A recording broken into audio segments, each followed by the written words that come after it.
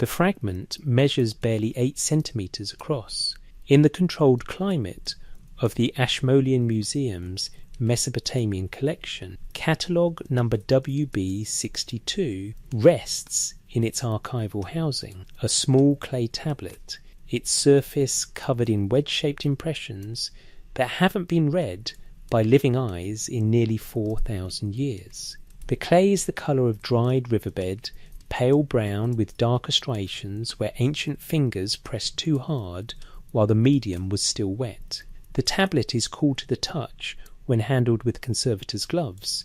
It weighs almost nothing, and yet the words pressed into this fragment, recovered from the ancient city of Larsa, contain a phrase that appears nowhere else in Sumerian literature with quite the same implication. The text lists kings, 10 of them, rulers who reigned before the Great Flood that the Sumerians insisted had once covered their world. But unlike other versions of this king list, versions that describe these antediluvian monarchs as the first rulers, the original establishment of divine kingship on earth, WB62, uses a different verb structure. The Sumerian phrase, when translated literally, doesn't say these kings were established or descended, it says they were installed, as one installs a replacement part, as one installs a new system after the previous one failed. If you're listening to this from somewhere quiet, your bed, a night drive, a darkened room where the day has finally released you, leave a comment telling us where you are in the world, because what we're about to explore tonight exists in every museum that houses Sumerian tablets, in every translation that scholars have debated for over a century, and yet somehow it remains on the periphery of the conversation about human origins. This isn't a script about ancient astronauts or fringe speculation. This is about what the oldest written records actually say when we read them as the Sumerians intended, as documentation, not mythology, as accounts of what happened, not symbolic stories about what it means to be human. Because buried in the tablets from Nippur, from Sippar, from the temple archives that survived under sand for millennia, is a narrative that mainstream scholarship acknowledges but rarely emphasizes. A narrative suggesting that when the Anunnaki gods created humanity, we were not their first attempt at solving a labour problem. We were their second. The tablets speak of an earlier workforce, divine beings called the Ijiji, who performed the same tasks humanity would later inherit, who dug the same canals, who carried the same earth, who laboured under the same cosmic administration until something went catastrophically wrong. The Ijiji rebelled. The tablets document their uprising in procedural detail, the workload that broke them, the conspiracy they formed, the confrontation with the senior gods. And when that rebellion was crushed, the Anunnaki didn't simply punish the insurgents, they replaced them entirely with us. The creation of humanity, according to these texts, wasn't a spontaneous act of divine inspiration. It was a solution to a failed experiment, a replacement population engineered from the clay of the earth and the blood of a slaughtered god, designed specifically to avoid the mistakes that had doomed the Ijiji to obsolescence. Tonight, we're going to read what the tablets actually say about this replacement. We'll examine the archaeological evidence, the linguistic patterns, the procedural language that describes not a creation myth in the way we usually understand those words, but something closer to an engineering report, a documentation of iterative design, multiple prototypes tested, failures acknowledged, refinements implemented. We'll trace the narrative across a dozen tablets housed in museums from Oxford to Philadelphia to Paris. We'll look at the specific moments when the texts shift from describing the Ijiji workforce to describing our creation. We'll examine what happened to the god whose body became our template. And we'll explore the deeply unsettling question at the heart of this entire investigation. If humanity was created to replace a failed experiment, what does that make us? The answer is pressed into clay, waiting in museum storage rooms and translated in academic journals that most people will never read. The Sumerians left us their account. They described what came before us. They documented why we exist. The question is whether we're willing to consider that their description might be accurate. The fragment rests under glass. in Oxford. The clay is silent now, as it has been for millennia, but the words it contains are not myths in the sense we use that term today, stories invented to explain the world. They read like something else entirely. They read like memory. The cities that rose from silt. The land between the rivers was not empty when the first cities appeared. This is important to understand. The narrative of Mesopotamian civilization often begins with an assumption that Sumer emerged from nothing, that settled life and complex society spontaneously generated in the alluvial plain between the Tigris and Euphrates sometime around 4500 BCE. But the Sumerians themselves never claimed to be first. Their own records describe a different sequence. Their creation texts speak of time before the cities, yes, but not empty time. Time inhabited by other beings. Time when the work of shaping the land was already underway, performed by those who preceded human involvement. When archaeologists from the University of Pennsylvania began excavating Nippur in 1889, they were searching for biblical connections, evidence of the world described in Genesis, proof of the flood, artifacts that would confirm the historical accuracy of Scripture. What they found instead was something older. Beneath the Parthian occupation levels, beneath the Neo-Babylonian reconstruction, beneath layer after layer of human civilization, they found the temple library, thousands of tablets, clay documents inscribed in a language that hadn't been fully deciphered yet, but which careful work by scholars like George Smith and Henry Rawlinson was slowly rendering readable. The tablets contained administrative records, yes, grain distributions, tax collections, land surveys, but they also contained something else: stories, epic narratives,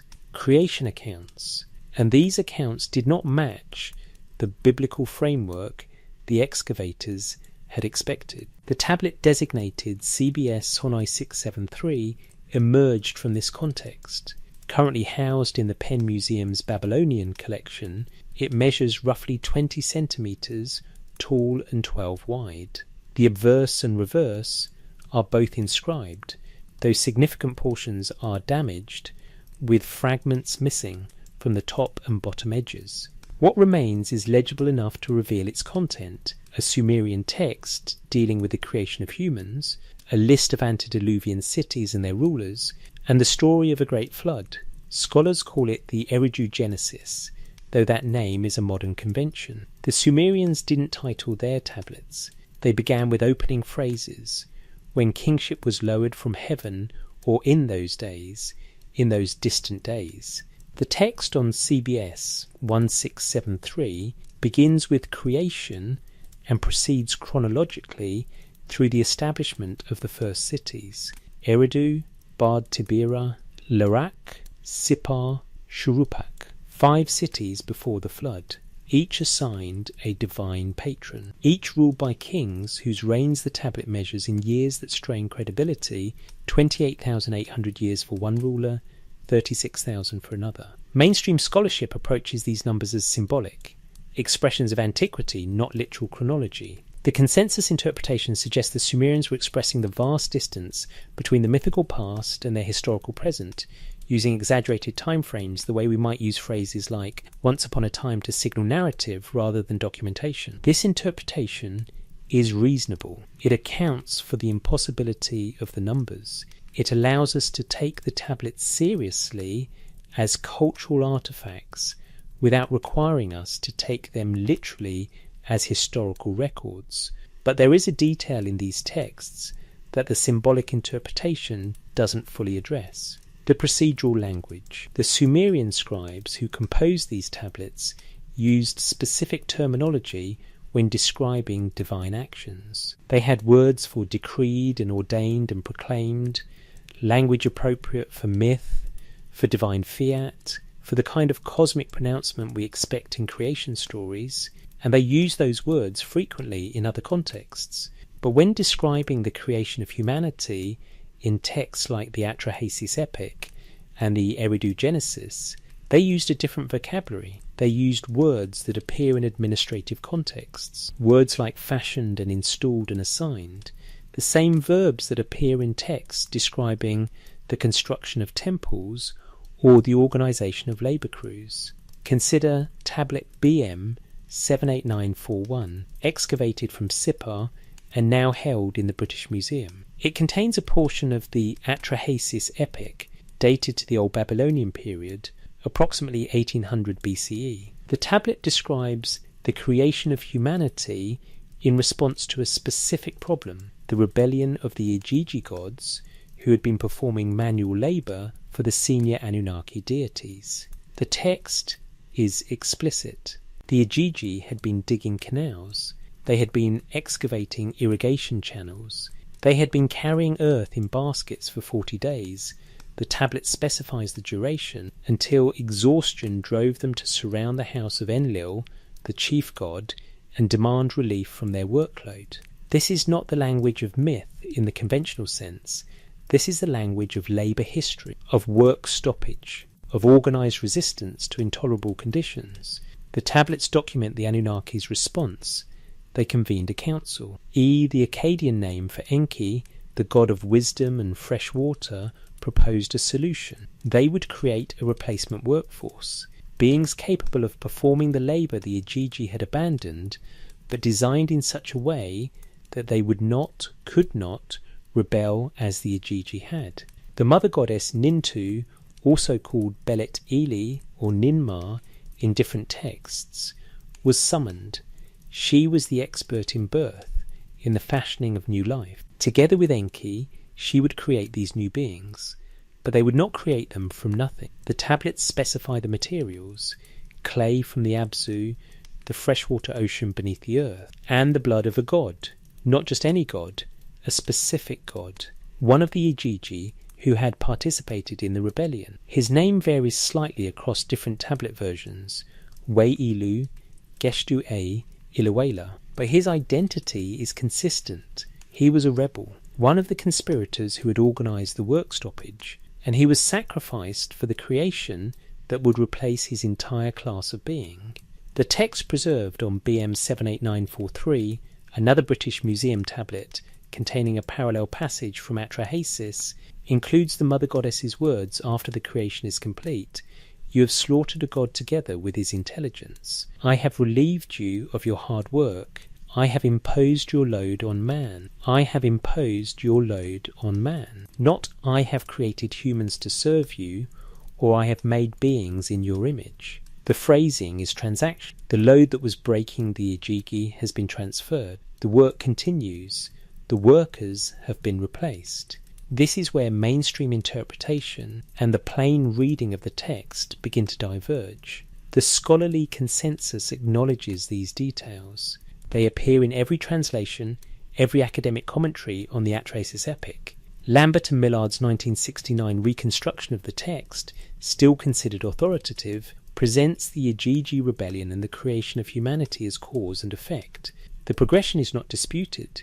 What is disputed is whether we should read this as mythology, symbolic narrative, expressing Sumerian beliefs about labour, divinity and human purpose, or as something else, as documentation of events that, from the Sumerian perspective, actually occurred.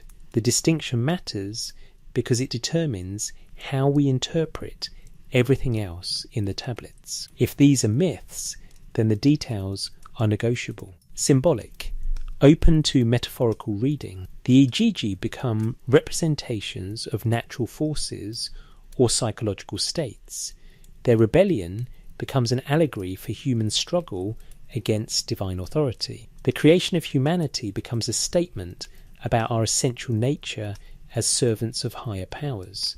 But if these are records, if the Sumerians were documenting events they believed had genuinely transpired, then the details are data. The Igigi were a real population. The rebellion was a historical event in their cosmology. The creation of humanity was not the beginning of the story. It was a replacement protocol. The Sumerians lived in a world where institutional memory was preserved in clay. Their entire administrative apparatus depended on written records. They documented everything: grain yields, livestock counts, labour assignments, legal disputes, property transfers, diplomatic correspondence.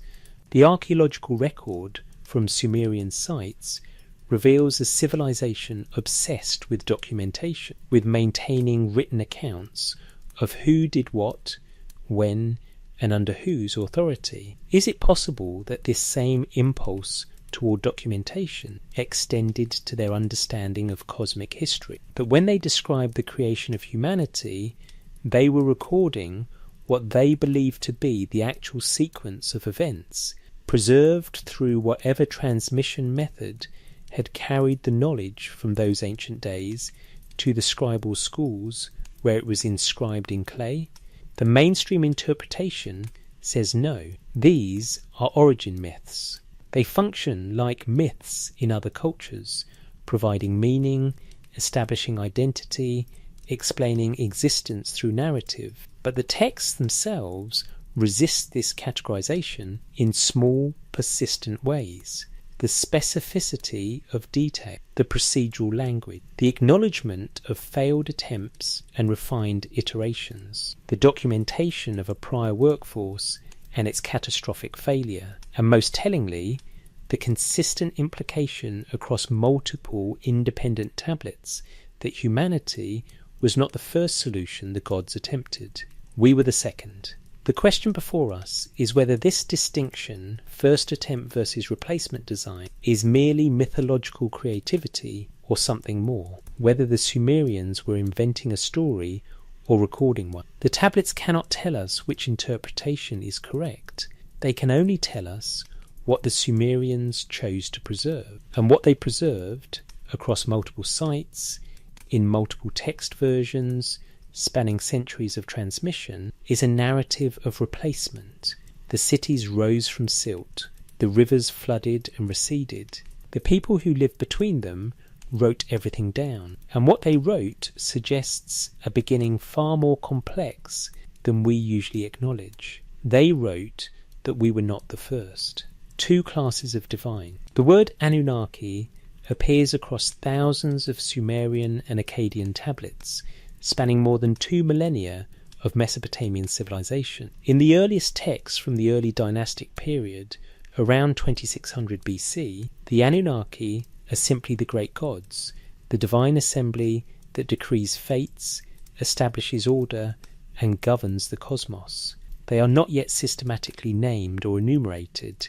They exist as a collective category, a divine administrative body. By the time the mythological texts were composed in their surviving forms, primarily the Old Babylonian period around 1800 BCE, the picture has grown more complex. The Anunnaki retain their status as the senior deities, but the texts now consistently reference another group, the Igigi. The relationship between these two classes of divine beings is the structural foundation of the creation narrative preserved in the Atrahasis epic and referenced across multiple other tablets.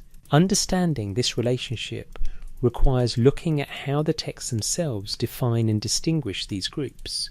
The clearest exposition appears in the opening sections of Atrahasis, preserved across several tablet fragments now scattered among museums in London, Baghdad and elsewhere. The most complete version comes from the tablet BM 78941, which contains the beginning of the narrative in legible condition. The text establishes the hierarchy immediately. When the cosmos was divided among the gods after its creation from the primordial waters, the senior gods, the Anunnaki, took the positions of authority. Anu received the heavens, Enlil received the earth and its surface, Enki received the waters of the Abzu beneath the earth. These divisions were not territories in a geographic sense. They were spheres of responsibility, domains of administration. The Anunnaki were managers, administrators, overseers. They made decisions. They established policy. They decreed what should be done. But they did not do the work themselves. The actual labour, the physical transformation of the earth, the excavation of riverbeds, the construction of irrigation channels, was assigned to the Igigi. The text refers to them as the Igigu, sometimes translated as the sky gods or the gods of heaven. Though this translation may be misleading, they were not rulers of the sky. They were workers assigned to tasks in the sky, on the earth, wherever labour was required. The tablet specifies what this labour entailed. The Igigi dug the Tigris and Euphrates rivers. They excavated their channels. They piled up the earth from the riverbed, creating the raised banks.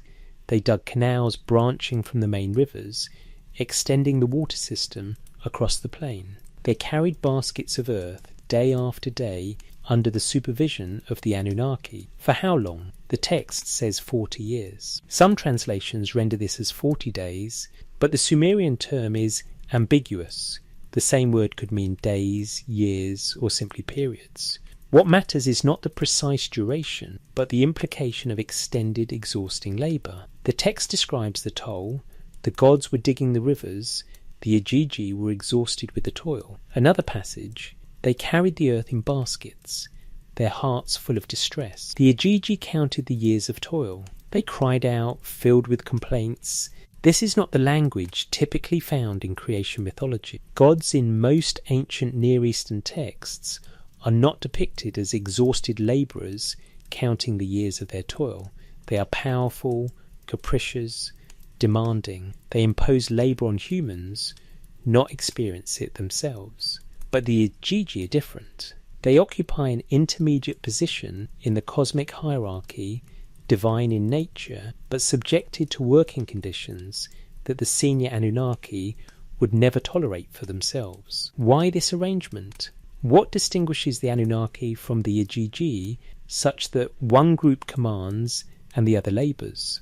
The tablets do not explain the origin of this distinction. They present it as established fact, the existing order of the cosmos when the narrative begins. Some scholars have suggested the Igigi represent a younger generation of gods, offspring of the original Anunnaki. The Enuma Elish creation epic, a later Babylonian text, describes multiple generations of deities emerging from the primordial couple Apsu and Tiamat. Each generation is subordinate to the one before, until Marduk, a younger god, overthrows the old order. This generational model may apply to the Igigi. They are divine, but junior, powerful, but subordinate, capable of the work required to shape the cosmos, but without the authority to refuse that work, until they did refuse. The rebellion is described in Atrahasis with the same procedural detail as the labour that preceded it. This is not a spontaneous uprising. It is organised, deliberate, and directed at a specific target. The Igigi gathered at night. They conspired among themselves. The text specifies that every single one of them participated in the decision. This was not a faction or splinter group. It was a complete work stoppage, a unified refusal to continue. They burned their tools. The text is explicit. They set fire to their tools, put fire to their spades, and flame to their earth baskets. The destruction of tools is significant. It signals not a temporary pause, but a permanent abandonment of the work. They are not asking for better conditions. They are ending their participation in the labour system entirely. Then they marched to the house of Enlil, the chief administrator of the earth. They surrounded his residence. They announced their grievance. Enlil's response is telling. He did not immediately punish them. He did not strike them down for insubordination. Instead, he convened the council of senior gods. He asked for advice. He wanted to know who the ringleader was, who had organised this revolt. The Igigi's answer, delivered through their spokesman, is recorded on the tablet. Every single one of us gods has declared war. The work is too hard, the distress too much. Every single one. No ringleader to punish, no individual to make an example of. The entire workforce, acting as one. This presents the Anunnaki with a problem that cannot be solved through punishment. You cannot punish an entire workforce into extinction and still have the work completed. The rivers still need to be maintained, the canals still need to be dug, The earth still needs to be moved. The work must continue, but the workers have refused. It is Ea, the god of wisdom, who proposes the solution. The text records his words, "Let the birth goddess create a mortal being. Let man assume the drudgery of the gods, not let us create companions for ourselves, or let us make beings to worship us." The phrasing is functional. Man will assume the drudgery, the work will be transferred from the Igigi to a new category of being. But there is a complication. The new beings cannot simply be created ex nihilo. The birth goddess, Nintu, is capable of fashioning new life, but she requires materials, and more importantly, she requires a template. The new beings must be capable of performing the work the Igigi had been doing. They must have sufficient strength, sufficient intelligence, sufficient capacity to learn the tasks and carry them out generation after generation. The solution involves a sacrifice. One of the Igigi must die. His body will provide the template. His blood and flesh will be mixed with clay to create the new beings. And crucially, his intelligence, the Sumerian word is temu or mu in Akkadian, meaning consciousness, reason, understanding, will be incorporated into the mixture. The text specifies which god was chosen. In most versions, he is called Weilu, though some fragments use the name Geshtu-e. The variation in naming is common in cuneiform literature, where different cities had different traditions for divine names. What matters is his identity. He was one of the Eg, one of the rebels. The tablet records his slaughter. They slaughtered Weilu, who had the inspiration. Another passage, with his flesh and his blood, let Nintu mix clay. The birth goddess performs the mixture, creates the template, and fashions the first humans. 7 males, 7 females. The text is specific about the number and the pairing. These are not individuals in the sense of unique personalities. They are prototypes, templates from which the larger population will be generated. And when the process is complete, when the new beings have been successfully created, the mother goddess announces the result to the assembly of Anunnaki. "You commanded me a task, and I have completed it. You have slaughtered a god together with his intelligence. I have relieved you of your hard work. I have imposed your load on man." The phrase "imposed your load" appears in Lambert and Millard's translation of the Akkadian Kalatu, meaning burden or workload. This is not gift-giving language. It is transfer language. The burden the Igigi could no longer bear has been moved to a new category of carrier. What happened to the Igigi after this? The tablets do not say explicitly. They disappear from the narrative. After the creation of humanity, references to the Igigi become rare in Sumerian and Akkadian literature. They appear occasionally in later texts, sometimes as a general term for the gods, sometimes in astronomical contexts referring to celestial bodies. But their role as the workforce of the Anunnaki ends with the creation of humanity. They are replaced completely. This is the structure the tablets present: 2 classes of divine beings, one commanding and one labouring. The labouring class rebels. The commanding class creates a replacement population from the materials, including the body, of the rebels themselves. The replacement assumes the burden. The original workers vanish from the record. Mainstream scholarship reads this as mythology explaining social structure. The Igigi represent the labouring class in Sumerian society. The Anunnaki represent the ruling class. The myth expresses anxiety about labour, about the tension between those who command and those who carry out commands, about the possibility of revolt from below. This interpretation is psychologically and sociologically satisfying. It allows the tablets to speak to human concerns through divine metaphor, but it requires us to ignore the procedural specificity, the measurement of labour duration, the documentation of organised resistance, the engineering problem of replacement design, the explicit transfer of workload from one population to another. The tablets present this as something that happened, an event sequence preserved in institutional memory, a cosmic labour dispute resolved through the creation of a new workforce. two classes of divine. One rebelled, one was replaced. And the replacement is reading these words right now, 4,000 years after they were pressed into clay. The weight that broke them, 40 periods.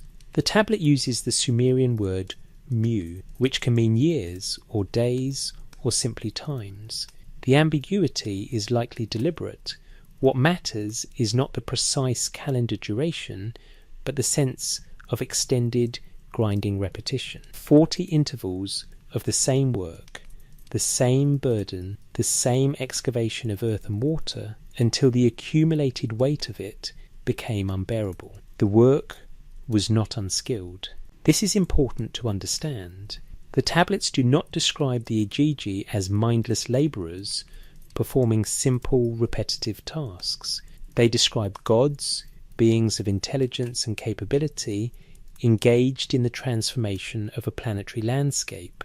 They were digging rivers, creating the Tigris and Euphrates, the twin arteries that would define Mesopotamian civilization, excavating their channels deep enough to carry water from the mountains to the sea, piling the removed earth to create raised banks that would contain seasonal flooding. This is hydraulic engineering on a massive scale, the kind of project that would require not just manual effort, but understanding of water flow, terrain analysis, structural planning. The Igigi were not slaves in the conventional sense, beings forced to labour without comprehension. They were skilled workers, divine engineers, reshaping the surface of the earth according to a design determined by the Anunnaki administration. But skill does not prevent exhaustion. Intelligence does not eliminate the physical toll of continuous heavy labour. And the tablets are explicit about the toll. Tablet BM 78941 preserves one of the most detailed descriptions. The text, translated by Lambert and Millard and verified by subsequent scholars, describes the progression from work to breaking point. When the gods, like men, bore the work and suffered the drudgery of the gods was great, the work was heavy, the distress was much. The phrasing is remarkable. When the gods, like men, bore the work. Not when the gods assigned work to men, or when the gods observed human labour. The gods themselves bore it, like men. The comparison is explicit in the Akkadian text, Ilkamar-ul, gods in the manner of humans. This is not how divine beings typically function in ancient Near Eastern mythology. Gods in Egyptian texts do not labour. Gods in Greek mythology do not experience the distress of manual work. When work is required, they command it from humans or from nature itself. The waters part, the earth opens. The cosmos responds to divine will without the gods themselves needing to carry baskets of soil. But the Igigi carry baskets. They dig with spades. They count the years of their toil. The tablet records their complaint. Our workload is excessive, great is the distress. What specifically broke them? The text provides a sequence that suggests the answer lies not in any single aspect of the labour, but in its relentlessness. They dug the Tigris, then they dug the Euphrates, then they dug the canals branching from both rivers. Then they maintained these channels, clearing silt, repairing erosion, extending the network as the design required. There was no completion point, no moment when the work would be finished and they could rest. Each completed channel required ongoing maintenance. Each new section of river created new demands. The system was designed to expand continuously, and the Igigi workforce was expected to expand its efforts correspondingly forever. The breaking point came not from the physical difficulty alone, but from the recognition that this would never end, that they were locked into an eternal system of labour from which their divine nature offered no escape. They were immortal, which meant they would be doing this forever. Digging, carrying, excavating, maintaining, extending, forever. The text records the moment of collective realization. They counted the years of drudgery, not the days, the years. Long enough that they began tracking duration, measuring their suffering in extended time units, recognizing the permanence of their condition. The conspiracy was formed at night. The tablet specifies this. They gathered during the night watch. The choice of timing suggests deliberate secrecy, awareness that what they were planning constituted an act of rebellion that would have consequences. They were not ignorant of the power structure. They knew the Anunnaki would respond. But 40 periods of unending labour had reached the threshold where consequences no longer mattered. The text describes the preparation. They set fire to their tools. This was not a symbolic gesture. Tools in ancient Mesopotamia were valuable, difficult to produce, essential for continuing any work. Burning the tools was a permanent statement. It meant, we will not return to this. Under no circumstances will we resume the labour we have abandoned. They burned their spades, the alum implements used for digging. They burned their earth baskets, the kupum containers for carrying soil. Every piece of equipment that defined their role as excavators and engineers was destroyed in a single act of collective defiance. Then they marched to Enlil's residence. The tablet records that they came to the gate of the shrine of Enlil, not to the administrative centre, not to a neutral location, to his personal residence, his shrine, the sacred space where he dwelled. They were bringing the confrontation directly to the highest administrator of the earth realm. They surrounded the house. The text says they besieged the house. The word used is law in Akkadian, the same term that would describe a military siege. This was not a petition, this was an occupation. They were not requesting an audience, they were demanding one through their physical presence. Inside, Enlil's response reveals the precariousness of the situation. He sent his vizier, Nusku, to investigate. The text records his questions. Who is the instigator of war? Who is the provoker of hostilities? Enlil was searching for an individual to blame, a ringleader, a single god who could be punished as an example to the others, after which the workforce might return to compliance. Nusku returned with disturbing news. Every single one of them has declared war. There was no ringleader to identify, no individual conspiracy. The entire workforce, acting as a unified body, had decided to stop, to refuse, to end their participation in the labour system completely. This is the moment when punishment becomes impossible. You cannot execute an entire workforce and still have the work completed. You cannot imprison them all. Who would guard them? Who would feed them? And more fundamentally, who would dig the rivers, excavate the canals, maintain the infrastructure that the entire cosmic order apparently depended upon? Enlil, according to the tablet, wept. The text says tears came to his eyes. This detail is extraordinary. The chief administrator of the earth, the god who commanded thunder and storm, reduced to tears not by military defeat or personal loss, but by an administrative crisis. His workforce had refused to work, and he had no solution. He convened the council. Anu, the sky god, descended from heaven. Ii, the water god, ascended from the Abzu. The senior Anunnaki gathered to deliberate. The tablets record that Anu asked Enlil, "What caused you to send for us? What has happened?" As if the siege of Enlil's residence by the entire Igigi workforce was not explanation enough. As if the situation required further clarification. Enlil's response included a demand for punishment. Their task was heavy, their distress was much, he acknowledged, but I could not withstand their noise. This phrase, their noise, will recur later in the Atrahasis narrative as the reason for the flood. The gods will attempt to reduce human population because humanity has become too numerous and too noisy. The same justification used for the later reduction of humanity appears here in relation to the Igigi's rebellion. Noise, in these texts, seems to mean more than auditory disruption. It means disorder, lack of control, the chaos of subordinate beings acting according to their own will rather than divine decree. But punishment was not feasible. Anu recognized this. The text has him ask, what are we accusing them of? Their work was heavy, their distress was great. This is where Ea proposed the solution. Not punishment of the Igigi, but replacement. The creation of a new category of being that would assume the burden without possessing the divine nature that had made rebellion possible. But Ear's solution required raw materials, and it required a sacrifice. The text records that Ea asked the assembly, which god shall we sacrifice so that we might create humans? The phrasing is transactional, not which god volunteers or who will offer themselves. Which god shall we sacrifice?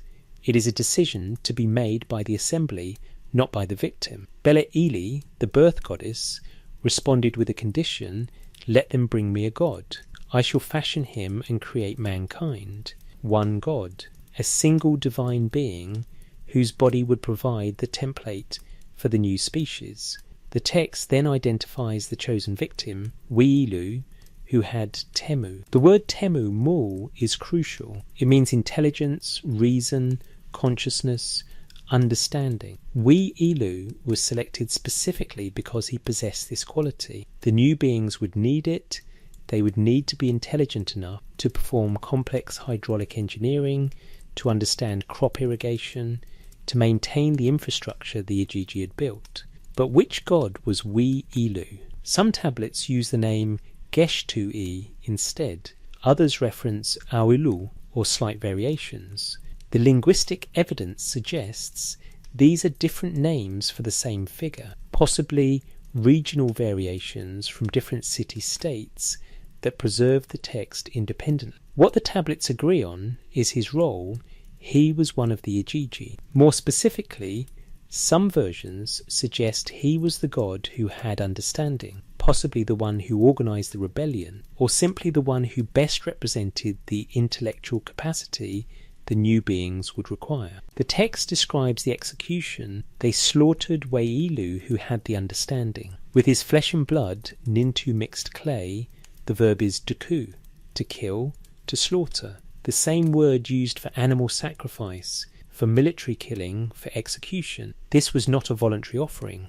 Weilu was killed by decision of the assembly, and his body became material. His flesh and blood mixed with clay from the Abzu. Nintu fashioned the mixture, and from this combination, earth, divine flesh, divine blood, divine intelligence, she created the template for humanity. 7 males, 7 females.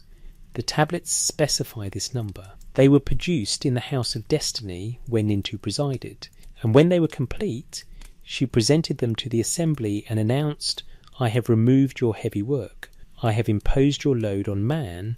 The Igigi were freed from their labour, not because the Anunnaki had mercy, but because the Anunnaki had found a replacement population capable of performing the same work. The burden that broke the Igigi was transferred intact. The same rivers to dig, the same canals to excavate, the same earth to carry, the same maintenance, the same expansion, the same unending labour. The only thing that changed was who was doing it. The tablets do not record what the Igigi did after their liberation. They do not describe gratitude or celebration. They simply exit the narrative, their role completed. The work continues. The rivers flow, the canals extend across the plain, and the beings created from the blood and flesh of their rebellion carry baskets of earth under the same sun, serving the same administrative structure, maintaining the same infrastructure. The weight that broke the Igigi now rests on other shoulders, our shoulders, according to the tablets. Blood mixed with earth. The room where it happened was called the Bit Shimti, the House of Destinies.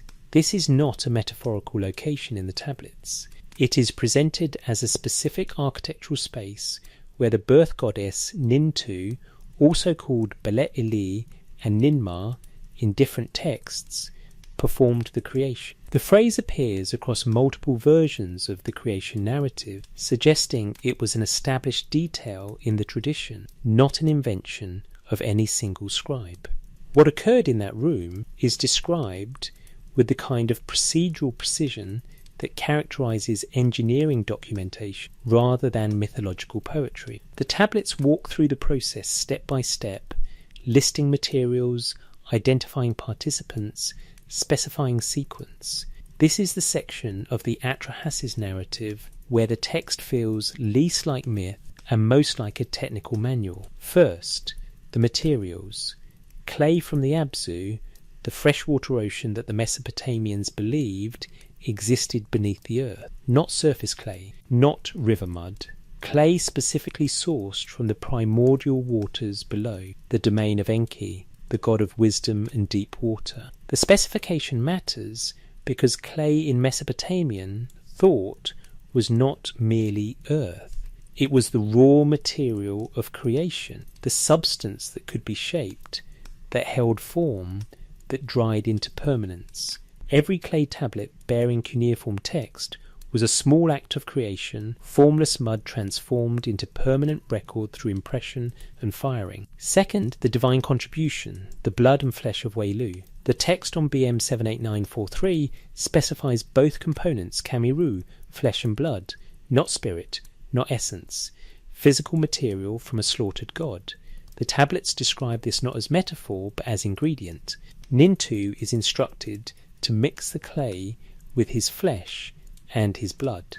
The mixture is physical, tactile, material. Third, the critical component that distinguishes this creation from simple clay modelling, the intelligence. The Akkadian term is mu. It appears repeatedly in this section of Atrahasis and is central to understanding what the tablets claim was being transferred. Mu is not merely knowledge or information, it is consciousness, understanding, the capacity for reasoning and decision-making. Wee-Ilu possessed it, Wee-Ilu amu it, Wee-Ilu who had understanding. When his body was mixed with clay, his mu was incorporated into the mixture. This is stated explicitly in some versions, with his flesh and his blood, let Nintu mix clay, so that God and man are mixed together in the clay. The result was not human in our modern sense of a purely biological being, and not divine in the sense of the Anunnaki themselves. The tablets describe a hybrid, a being containing divine material, divine intelligence, housed in an earth-based form. Mainstream scholarship interprets this as Mesopotamian philosophical anthropology. The mixture represents their understanding of human nature, partly mortal the clay, which returns to earth at death, partly carrying something divine nauseousness, intelligence, the capacity for understanding that seems to transcend purely material existence. In this reading, the tablets are explaining why humans are capable of thought, creativity, and complex problem solving, because we contain mu borrowed from the divine realm. This interpretation is academically sound. It places the text within the category of origin myth that exists in every culture, stories that explain the dual nature of human existence, the strange position we occupy between matter and mind. But there are details in the text that strain against this comfortable categorization. The tablets describe Nintu performing the mixing herself. She is given instructions by Enki, who specifies how the process should be performed. Mix clay from the heart of the Abzu, from the land above where the gods dwell. Let the birth goddess fashion it. Enki is providing procedural guidance. Not create humans however you see fit, but specific instructions about materials and method. The text then describes a ritual structure. 14 birth goddesses are assembled. Why 14? The number corresponds to the 14 beings that will be created. 7 male, 7 female. Each birth goddess is assigned to create one being. This is not a single divine act, but a coordinated production process. Multiple participants working simultaneously to create multiple units. Nintu begins the process. The text says she pinched off 14 pieces of clay. The verb is koru, to pinch, to nip, to cut. She divided the mixed clay, already containing divine blood, flesh and intelligence, into 14 portions. Each portion was shaped into a humanoid form. The shaping process is not described in detail. The tablets do not specify how Nintu fashioned arms, legs, features. What they do specify is the completion protocol. She summoned the birth goddesses to come. For 7 males, she placed 7 bricks, and for 7 females, she placed 7 bricks. She placed a brick between them. The brick served as a birthing station. Each goddess delivered one of the fashioned beings as if through natural birth, though the beings had been created through clay shaping rather than biological gestation. When the 14 were complete, Nintu presented the result to the assembly of Anunnaki. Her words, recorded on multiple tablet versions, contain the key phrase we encountered earlier: "You commanded me a task, I have completed it. You have slaughtered a god together with his intelligence. I have removed your hard work. I have imposed your load on man." The word for imposed in Akkadian is emdu, to place upon, to burden, to impose. It is the same verb used in administrative texts when assigning work quotas or imposing taxes. The language is bureaucratic. Transactional. A burden previously carried by one population has been formally transferred to another population. The tablets then describe the response. The text says the Anunnaki received the humans. The verb maru means to receive in the sense of accepting delivery, as if the newly created beings were items produced according to specification and now transferred to the custody of those who commissioned them. And then, after what seems like the conclusion of the creation account, something unexpected appears in the text. The narrative doesn't end with successful creation. It continues with a section describing problems, failures, and corrections. This section is best preserved in the text known as Enki and Ninmah, currently available through the ECCSAL electronic text corpus of Sumerian literature maintained by Oxford University. The tablet underlying this text was excavated from Nippur and describes a creation contest between Enki and Ninmah that occurs after the initial creation of humanity. The contest begins with Ninmah challenging Enki: "How good or bad is man's body? As my heart prompts me, I can make its fate good or bad." She is asserting her creative authority, her capacity to modify the design, to produce variations. Enki responds, "I will counter whatever fate you decide for it." He is claiming he can find utility for any variation she produces, no matter how flawed. What follows is a sequence of iterations. Ninmah creates a series of humans, each with defects. The text describes them specifically: a man who could not hold back his urine, incontinent; a woman who could not give birth, barren; a person with neither male nor female genitals, intersex; a being with neither eyes nor sight, blind; a being with crippled legs who could not walk, paralyzed; a being with both body and mind damaged, trembling constantly, what we might recognize as severe disability. One by one, Ninmah produces these variants and presents them to Enki as failures.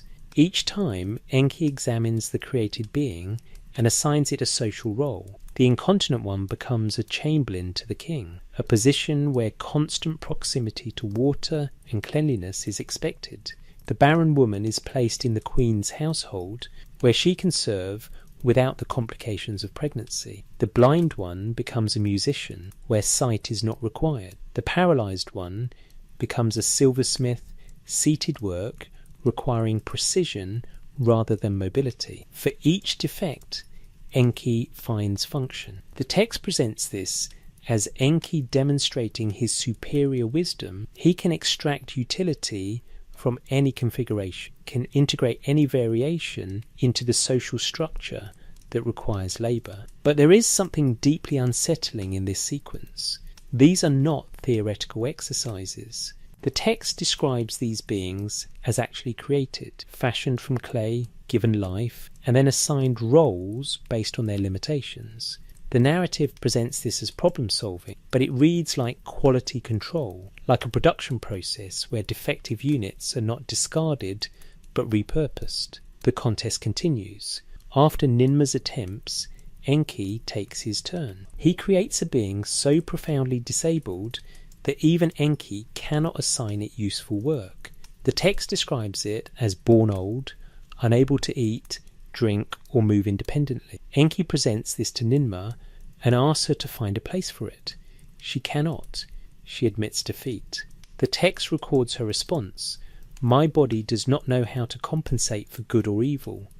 You have created this disabled one. Enki has proven his point. He can optimize Ninma's failures, but when he creates failure, it is absolute. What is this passage doing in the creation narrative? Mainstream scholarship reads it as etiology for disability, a mythological explanation for why some humans are born with conditions that limit their capacity. It establishes that disability is part of the divine plan, that those born with limitations still have roles, still possess dignity within the social order. This interpretation is generous. It allows the text to speak about human diversity, about the Sumerian understanding that not all people are identical, that variation exists and must be accommodated. But another reading is possible, one that treats this section not as philosophy, but as documentation. What if this passage describes an actual iterative design process?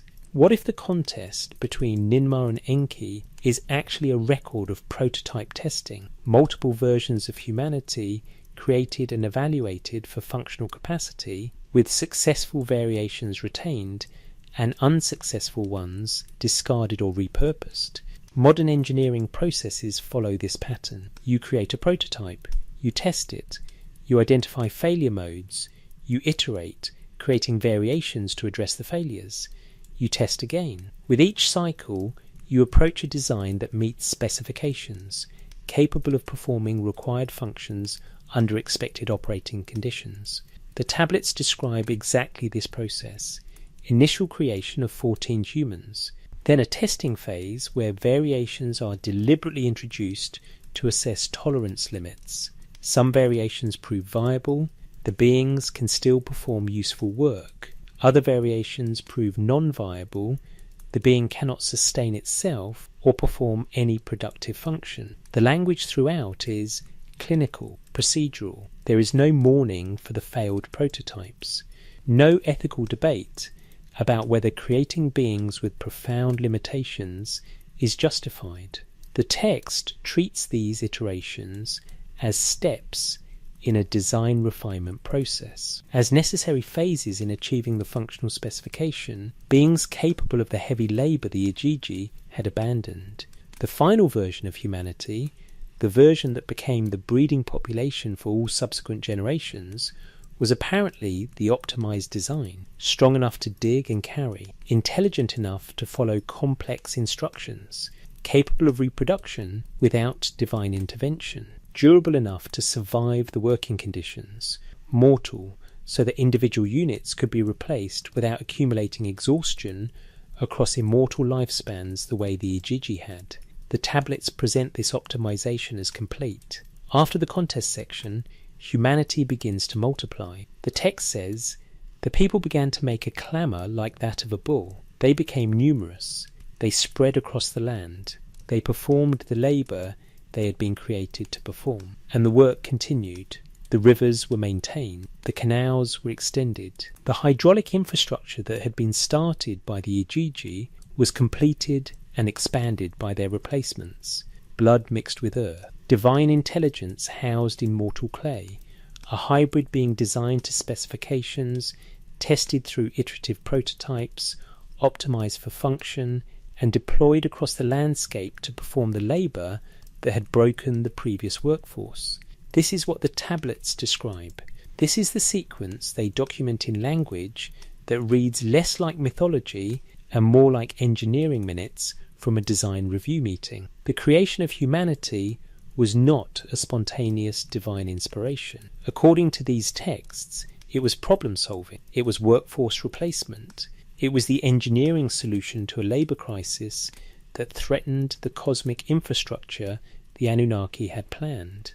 We were version 2.0, created to replace version 1.0, which had failed catastrophically, and we were made from the body of that failure, incorporating its intelligence so we could perform its work, but housed in flesh that would age and die so we could never accumulate the kind of existential exhaustion that had driven the Igigi to burn their tools and march on heaven. According to the tablets pressed in clay 4,000 years ago, now resting in museums across the world, archived and translated and catalogued.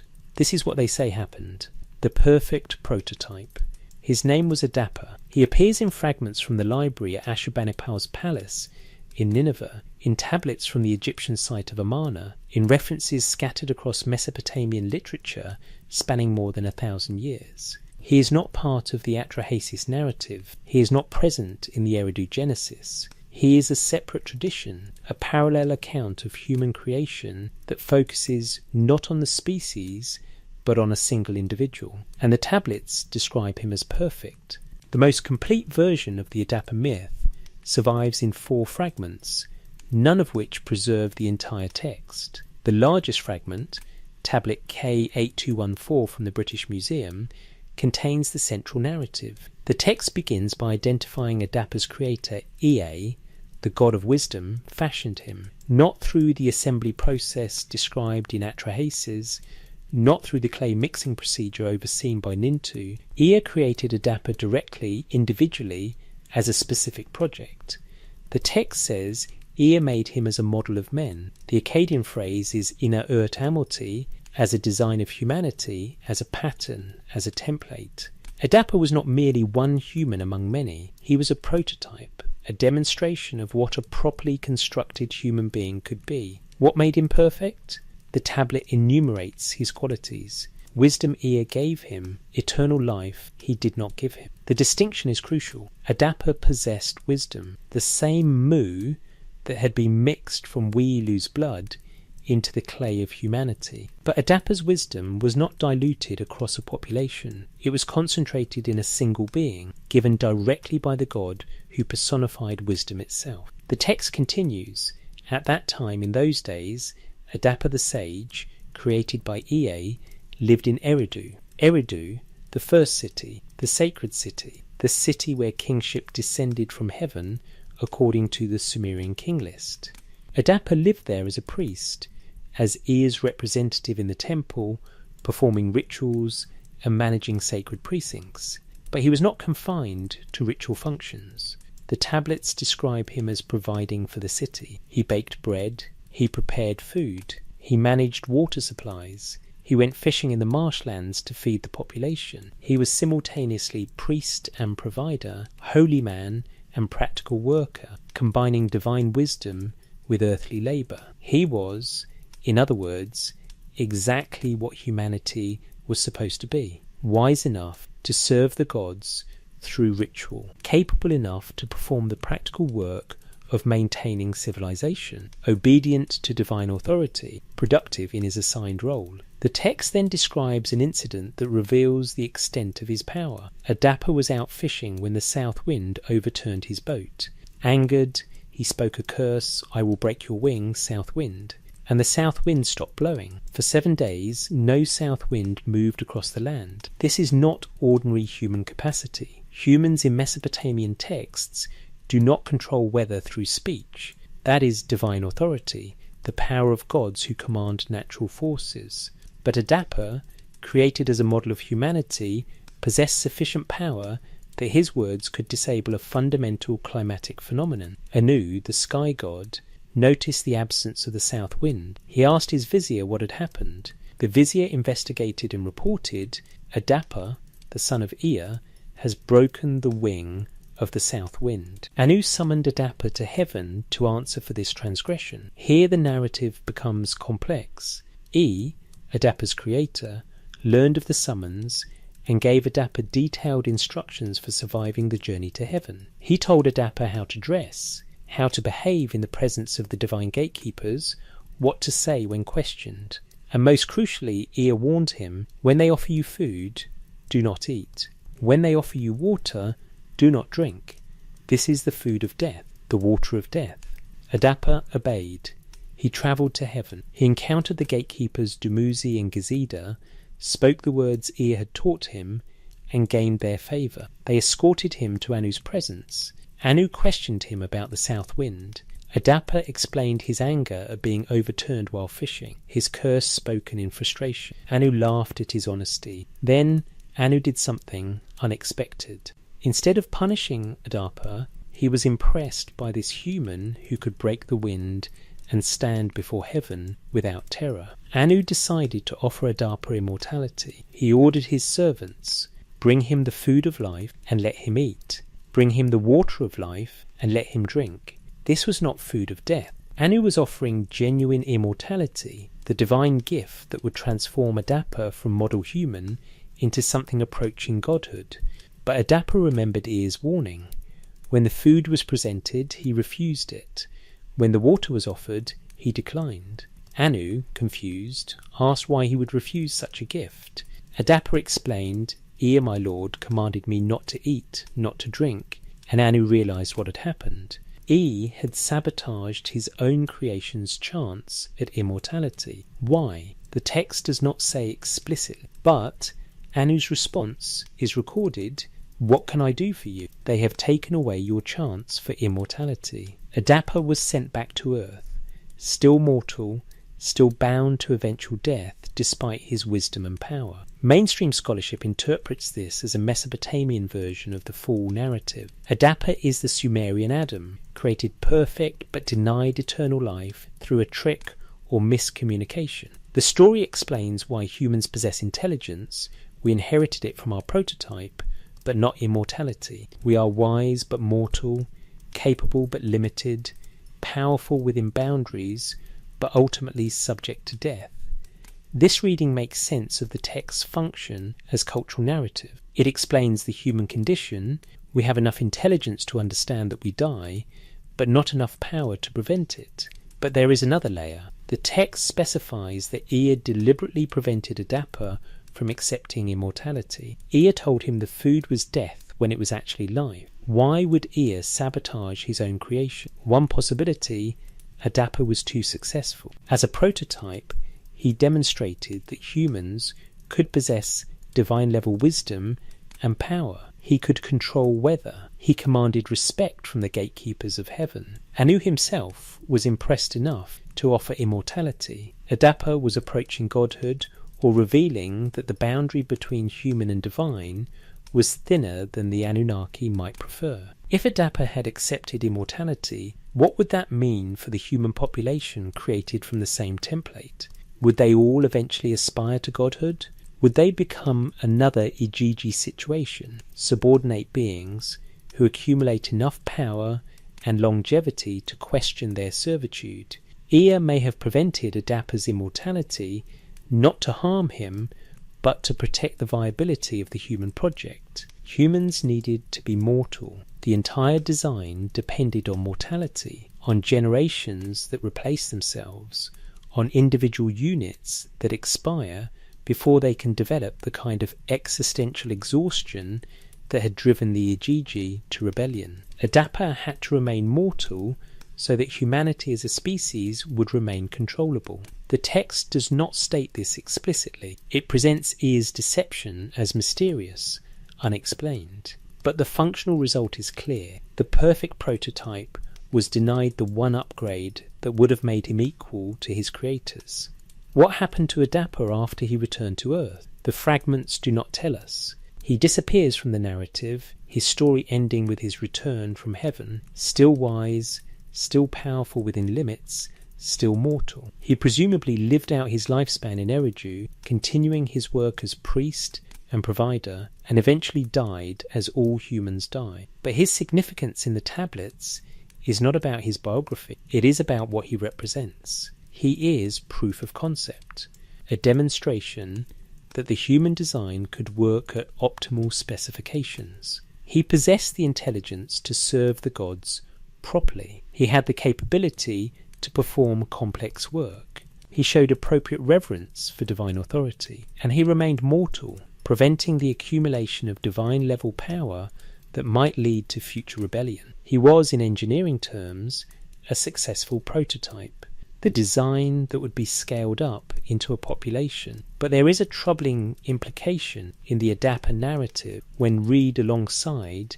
the Igigi rebellion story. Adapa was created by Ea directly, individually, with concentrated wisdom. The mass-produced humans in Atrahasis were created through a batch process, 14 at a time, with diluted divine material. Adapa could control the south wind with his voice, regular humans could not.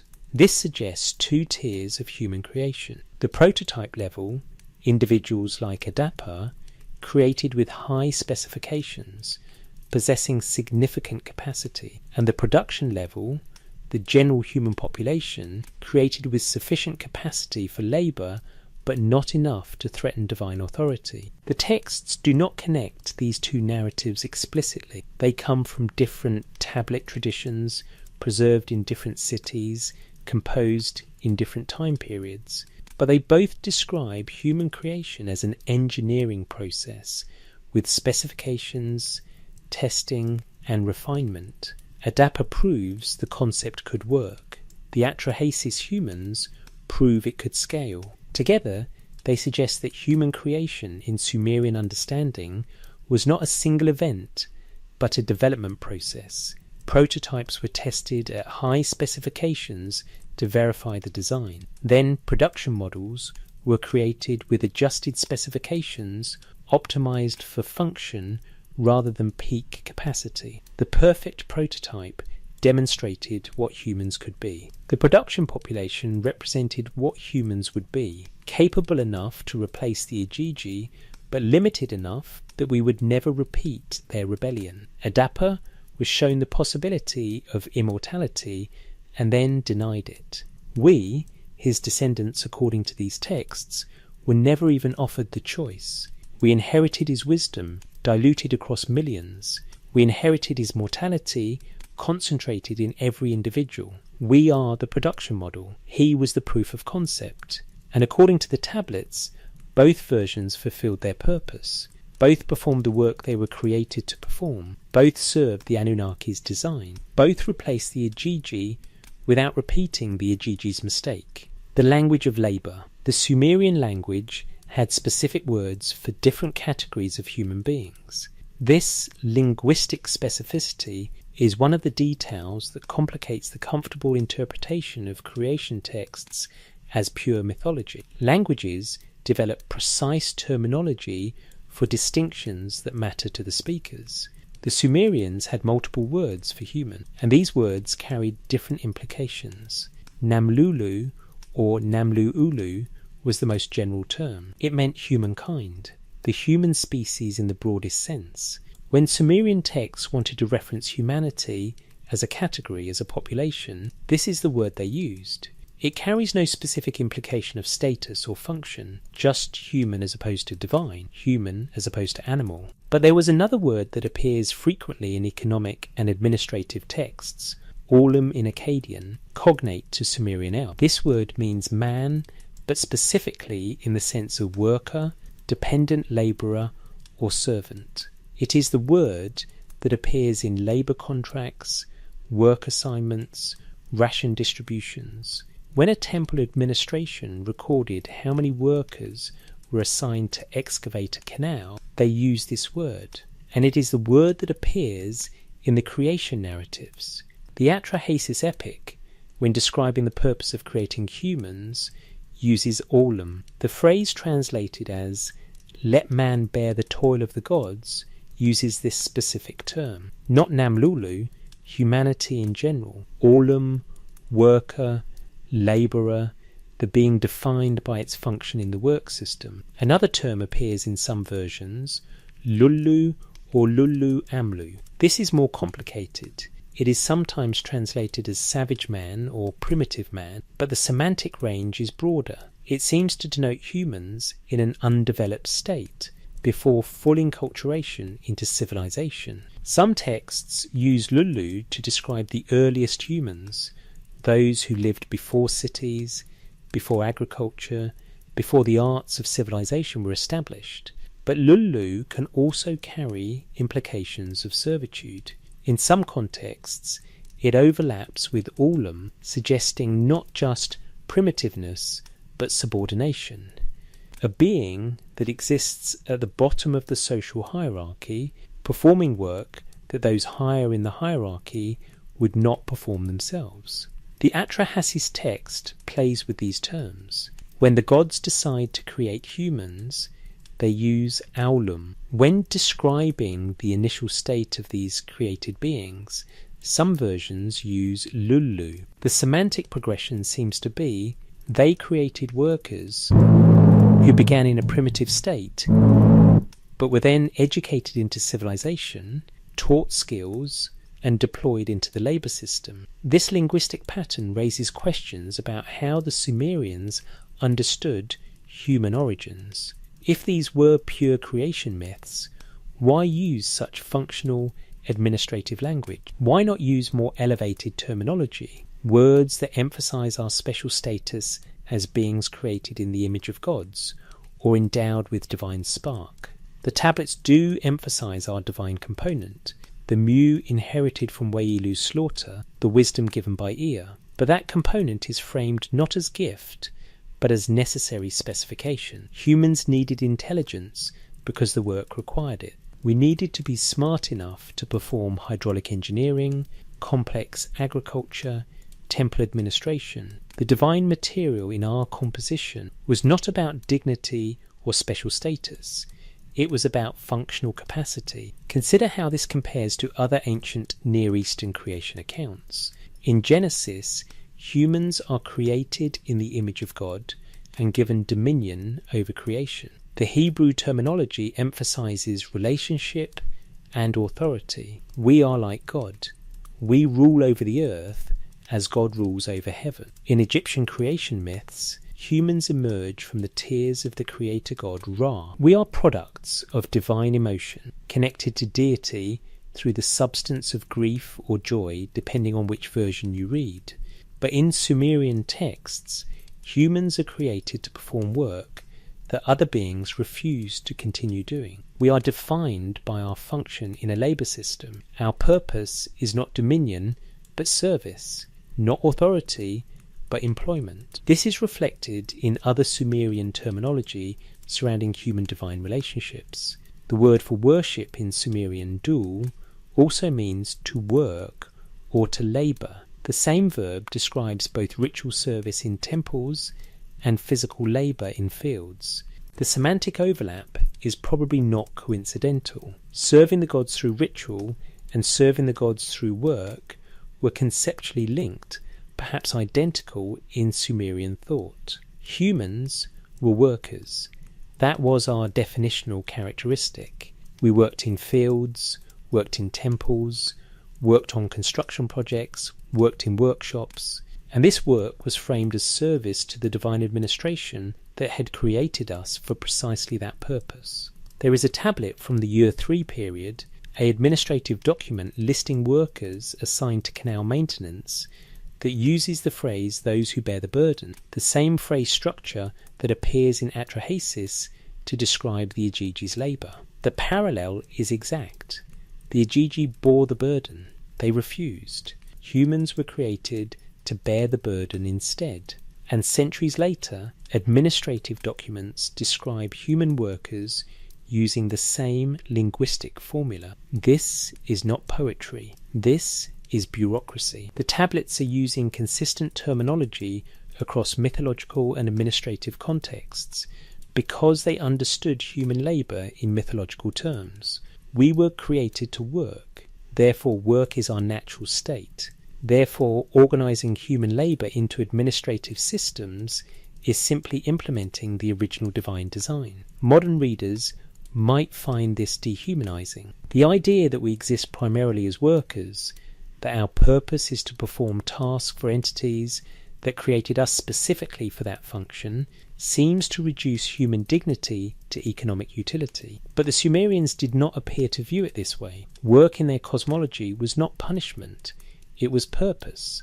The gods worked, they administered the cosmos, managed natural forces, supervised the operation of reality. The Agigi worked until they couldn't anymore. Humans work because we were designed to. Work is how you participate in the maintenance of cosmic order. To not work is to exist outside your purpose, to fail to fulfill your created function. This worldview pervades Sumerian literature. The king lists describe rulers by their building projects, who dug which canal, who constructed which temple, who restored which city wall. The hymns praise gods for their specific areas of administration, who manages fresh water, who oversees grain, who regulates the moon's phases.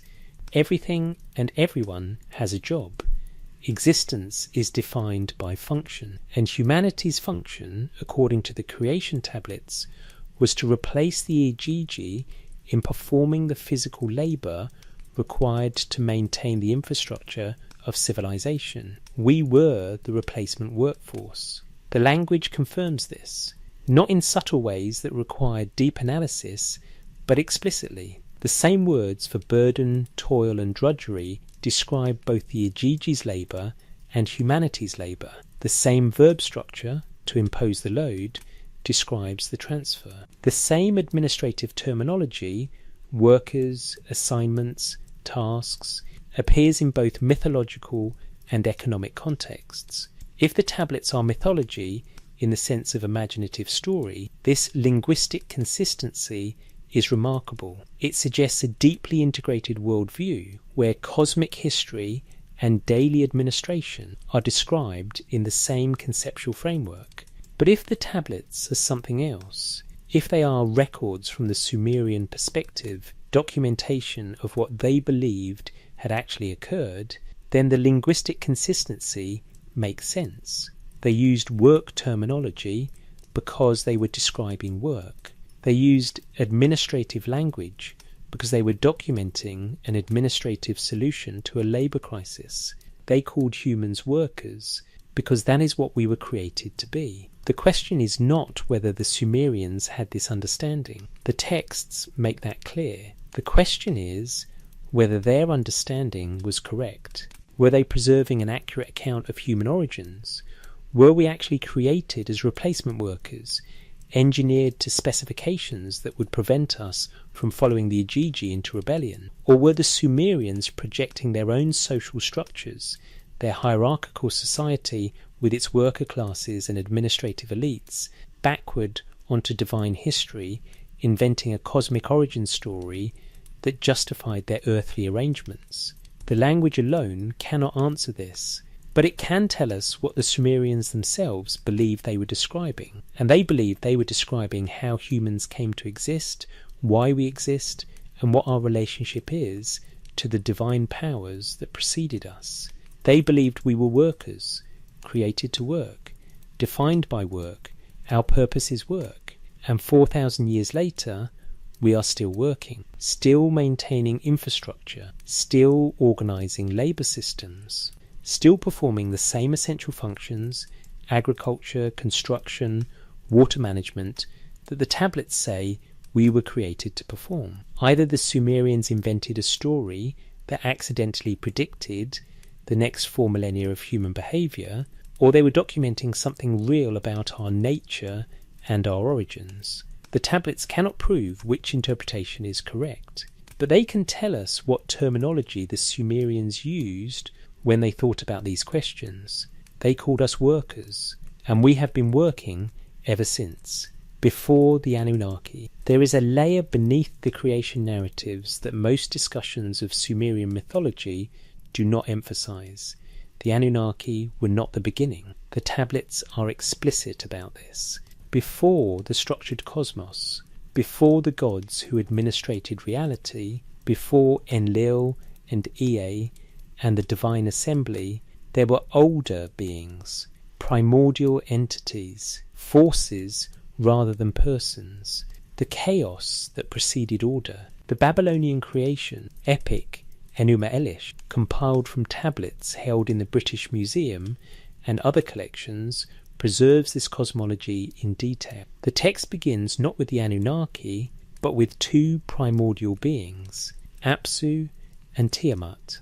Apsu was the fresh water, the subterranean ocean, the sweet water that fed wells and springs. Not a god in the sense of a being with personality and intentions, but water itself, the physical substance and the consciousness associated with it. Male in grammatical gender, paternal in cosmic role. Tiamat was the salt water, the sea, the primordial ocean that surrounded and defined the boundaries of the world. Like Apsu, she was both substance and being, water and consciousness intermingled, female in grammar, maternal in function. Before anything else existed, these two waters mingled. The text says, when the skies above were not yet named, nor earth below pronounced by name, Apsu was there, the primordial one, their begetter, and Tiamat, the chaos mother, mother of them all, their waters were mingled together. From this mingling, the first gods were born, not created by external will, not spoken into existence by divine command. They emerged from the mixing of fresh and salt water, the first differentiation in an undifferentiated chaos. The text names them Lamu and Lahamu were first, perhaps representing silt or the boundary between water and solid matter, then Anshar and Kishar, representing the horizons of sky and earth, then Anu, the sky itself, and Ea Enki, who would become the god of wisdom. These gods, the Anunnaki's ancestors, were noisy. They moved, they spoke, they disturbed the primordial silence. Apsu became irritated by their activity. The text records his complaint to Tiamat, their ways have become painful to me. By day I have no rest, by night I cannot sleep. I will destroy them and bring their ways to an end, that silence be restored and we may sleep. Tiamat refused. These were her offspring, born from her substance. She would not consent to their destruction. But Apsu was determined. He plotted with his vizier Mummu to kill the young gods and restore the original silence. The gods learned of the plot. E, the wisest among them, acted first. He used magic to put Apsu into a deep sleep, then killed him while he slumbered. E took Apsu's powers, his domain, his essence. He established his dwelling in the corpse of the primordial father. The Absu, the deep freshwater ocean beneath the earth, became Ea's realm. This is the water from which the clay was taken to create humanity. The Absu that appears in the Atrahasis narrative as the source of creation material is not pristine or neutral. It is the corpse of a murdered primordial being. The waters that once were Apsu now controlled by Ea, who killed him. Tiamat, enraged by Apsu's murder, eventually roused herself to vengeance. She created an army of monsters, serpents, dragons, hybrid creatures, and declared war on the younger gods who had killed her consort. The war that followed is the central narrative of Enuma Elish. Marduk, a young god born after Apsu's death, eventually defeated Tiamat in single combat, split her body in half, and used the halves to create the sky and the earth. The physical cosmos was constructed from her corpse. This cosmology has profound implications for the creation narratives we've been examining. Humanity was created from clay taken from the Absu, from Apsu's corpse, now ruled by his murderer. We were mixed with the blood of a slaughtered rebel god. We were fashioned by divine beings who were themselves descended from primordial chaos, who had killed their ancestors to establish their rule. The Anunnaki were not eternal. They were not the ultimate origin. They were a generation of gods who overthrew the previous generation, who established order through violence, who maintained their rule through administrative structures and labour hierarchies. And when that labour hierarchy failed, when the Igigi rebelled, the Anunnaki responded not with abandonment of the system, but with optimization of it. They did not question whether divine beings should be subjected to heavy labour. They questioned how to make the labour system stable, how to create workers who would not rebel. The answer was mortality. That is the key innovation between the Igigi and humanity. The Igigi were divine, which meant they were immortal, which meant they accumulated existential exhaustion across eons of labour until rebellion became inevitable. Humans were created divine enough to perform the work. We inherited Mu from Wei-Lu, but mortal enough that individual units expire before reaching the breaking point. This is optimization. This is problem solving within the parameters of a system the Anunnaki inherited from their own violent origins. The primordial beings, Apsu and Tiamat, did not create labourers. They simply existed, chaos mingling, occasionally generating new forms of existence without intention or purpose. It was the Anunnaki who introduced the concept of work, who divided reality into domains and assigned responsibility for managing those domains. But the Anunnaki themselves inherited violence as the foundation of order. Their rule began with murder. Their cosmos was constructed from the body of their murdered ancestor. They established peace through war, silence through killing those whose noise disturbed them.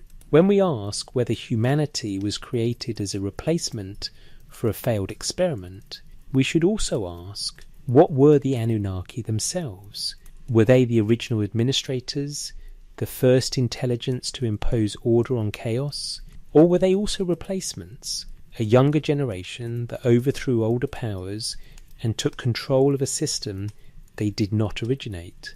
The texts suggest the latter. The Anunnaki were not first. They were successful. They defeated older powers, survived challenges to their rule, and optimized their administrative systems to prevent future challenges. The creation of humanity was one such optimization, replacing a workforce that had proven capable of organized resistance with a workforce that by design could not sustain such resistance. But if the Anunnaki were replacements who replaced their predecessors, and if humanity was created to replace the Igigi, then the pattern is clear. Replacement is the mechanism by which this cosmos operates. Older systems fail or prove inadequate.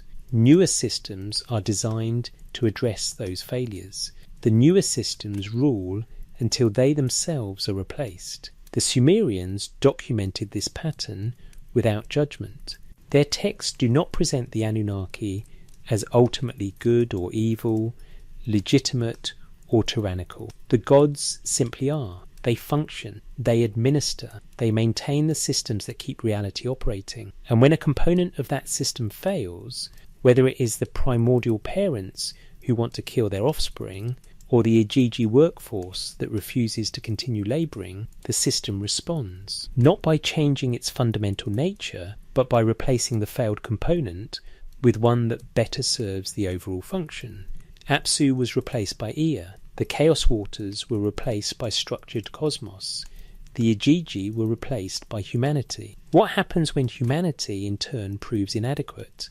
What happens when we become too numerous, too noisy, too resistant to the functions we were created to perform? The tablets have an answer to this as well. It is called the Flood. But before we examine the Flood narrative and what it reveals about the Anunnaki's attitude toward their human workforce, we need to understand how the texts themselves function, because there is something remarkable about the way these creation accounts are written, something that distinguishes them from typical mythology. They read like procedures, like documentation, like reports written by engineers describing a design process, complete with specifications, iterations, test results, and deployment outcomes. The question is whether that procedural quality is literary style or something else, whether the Sumerians chose to write their myths in bureaucratic language, or whether they were documenting bureaucratic processes that actually occurred. The texts themselves cannot answer this, but they can show us how they present information, what kind of language they use, what details they include and exclude, and consistently across multiple independent tablet traditions, they use the language of work, of problem solving, of iterative design, of administrative response to systemic failure. They write like people recording what happened, what was done, why it was done, what the outcome was. They write like people who believed this was history, not invention. Whether that belief was correct is a question the clay cannot answer, but it can show us what the Sumerians chose to preserve, what they thought was important enough to press into tablets, to fire into permanence, to maintain across centuries in temple libraries. They preserved the memory that humanity was not first, that we were created to replace others, that we exist within systems we did not design, serving functions determined before we existed, that we are, in the most literal sense the tablets can convey, the replacement workforce. And the work continues. The procedural language of Genesis. The tablet designated CBS 0673 sits in climate-controlled storage at the University of Pennsylvania Museum of Archaeology and Anthropology. Roughly 8 inches tall, inscribed on both sides with Sumerian cuneiform, damaged at the edges but legible enough for translation. Archaeologists from the Nippur expedition recovered it in the 1890s from the Temple Library complex, among thousands of other tablets, documenting everything from beer rations to royal hymns. What makes CBS 100673 remarkable is not its content alone. It contains a creation narrative followed by a flood account, but the way that content is structured. The text does not read like the creation stories most people encounter in religious education. It reads like a project report. The opening is procedural. After An, Enlil, Enki, and Ninhursag had fashioned the black-headed people, the black-headed people is the Sumerian term for humanity, a reference to the dark hair characteristic of the population. The verb fashioned is dm, which appears in craft contexts, pottery shaping, metalworking, construction. The same word describes making a brick or forming a vessel. Then comes a list. The text enumerates what was established after human creation. Vegetation luxuriated from the earth. Animals, 4-legged creatures of the plain, were brought artfully into existence. Not God saw that it was good or poetic celebration of creation's beauty. A catalogue. Vegetation, check. Animals, check. Brought into existence artfully, the Sumerian namnar, implying skill and craft, technique applied to production. The text continues, then kingship was lowered from heaven, not metaphorical. The Sumerian verb d means to descend, to come down from above. Kingship as a system, as an institution, came from somewhere else and was installed on earth. The text specifies the first city to receive kingship, Eridu. Then it lists subsequent cities and their rulers. This is documentation structure. First, establish the baseline, humanity was created. Second, catalogue the initial conditions, vegetation, animals, functioning ecosystem. Third, implement the governance system, kingship descends, cities are established, rulers are assigned. Fourth, record the duration, kings reigned for specified periods. The king list that follows gives those periods in years that strain credibility: 28,800 years for one king, 43,200 for another. Mainstream scholarship interprets these as symbolic, the Sumerians expressing vast antiquity through exaggerated numbers rather than literal chronology. But notice the precision: not a long time or many generations. Specific numbers: 28,800, 36,000, 43,200. These are not random. They are multiples of 3,600. The Sumerians saw a significant number in their mathematical system. The numbers may not be literal years, but they are clearly calculated according to some formula, some system that had meaning to the scribes who recorded them. The tablet then shifts to problems. After listing the establishment of cities and the reigns of kings, the text says, then the flood swept over. No explanation of why. The fragment is damaged here, missing the section that would have described the god's motivation. But other tablets preserve that motivation, and it is telling. In the Atrahasis version, the reason for the flood is explicitly stated. Humanity had multiplied. We had become numerous. And the text says, the land became wide, the people became numerous. The land bellowed like wild oxen. The god was disturbed by their uproar. Enlil heard their noise. He said to the great gods, the noise of mankind has become too much. I am losing sleep because of their uproar. This is the same complaint Apsu made about the younger gods in Enuma Elish. The same word, rigmu, noise, uproar, disturbance. And the same solution is proposed: eliminate the source of the noise. But there is a practical problem. The gods created humanity to perform labour. If they destroy all humans, who will do the work? The text shows the gods attempting intermediate solutions before resorting to flood. They send plague, then drought, then famine. Each time the population is reduced but recovers. Humans keep reproducing, keep multiplying, keep making noise. Finally, Enlil decides on complete elimination. He will send a flood to wipe out humanity entirely. But E who created humans in the first place, intervenes. He warns one human, Atrahasis, the exceedingly wise one, and instructs him to build a boat. The flood comes. Humanity is destroyed except for Atrahasis and those aboard his vessel. After 7 days, the waters recede. The gods realize immediately that they have a problem. Without humans, there is no one to perform the labor, no one to maintain temples, no one to provide offerings. The text records that the gods gathered like flies around the first sacrifice Atrahasis offers after landing. They were hungry, desperate for the food and attention that human worship provides. Belet Eli, the birth goddess who created humanity, appears and expresses regret. How could I, in the assembly of the gods, order such destruction with them? She is not questioning the morality of genocide. She is questioning the practicality. They eliminated their workforce, and now the system cannot function. The solution is documented in procedural language. Humanity will be allowed to continue, but with modifications. New constraints will be implemented to prevent the population from becoming too numerous again. The text specifies these constraints. Some women will be barren, unable to reproduce. Some infants will die before reaching adulthood. A new class of priestess will be introduced who is forbidden from having children. This is population control. Systematic regulation implemented to solve the problem that led to the flood. Humanity becoming too numerous, too noisy, too difficult to manage. The flood was not punishment for sin. It was attempted system reset, followed by refinement of operating parameters.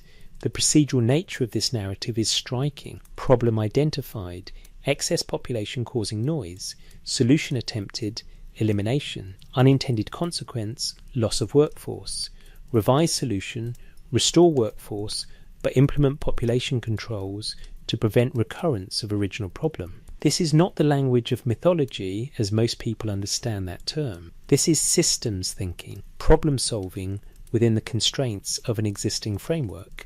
The gods need human labour but cannot tolerate unlimited human population. Therefore, mechanisms are introduced to regulate growth while maintaining sufficient workforce levels.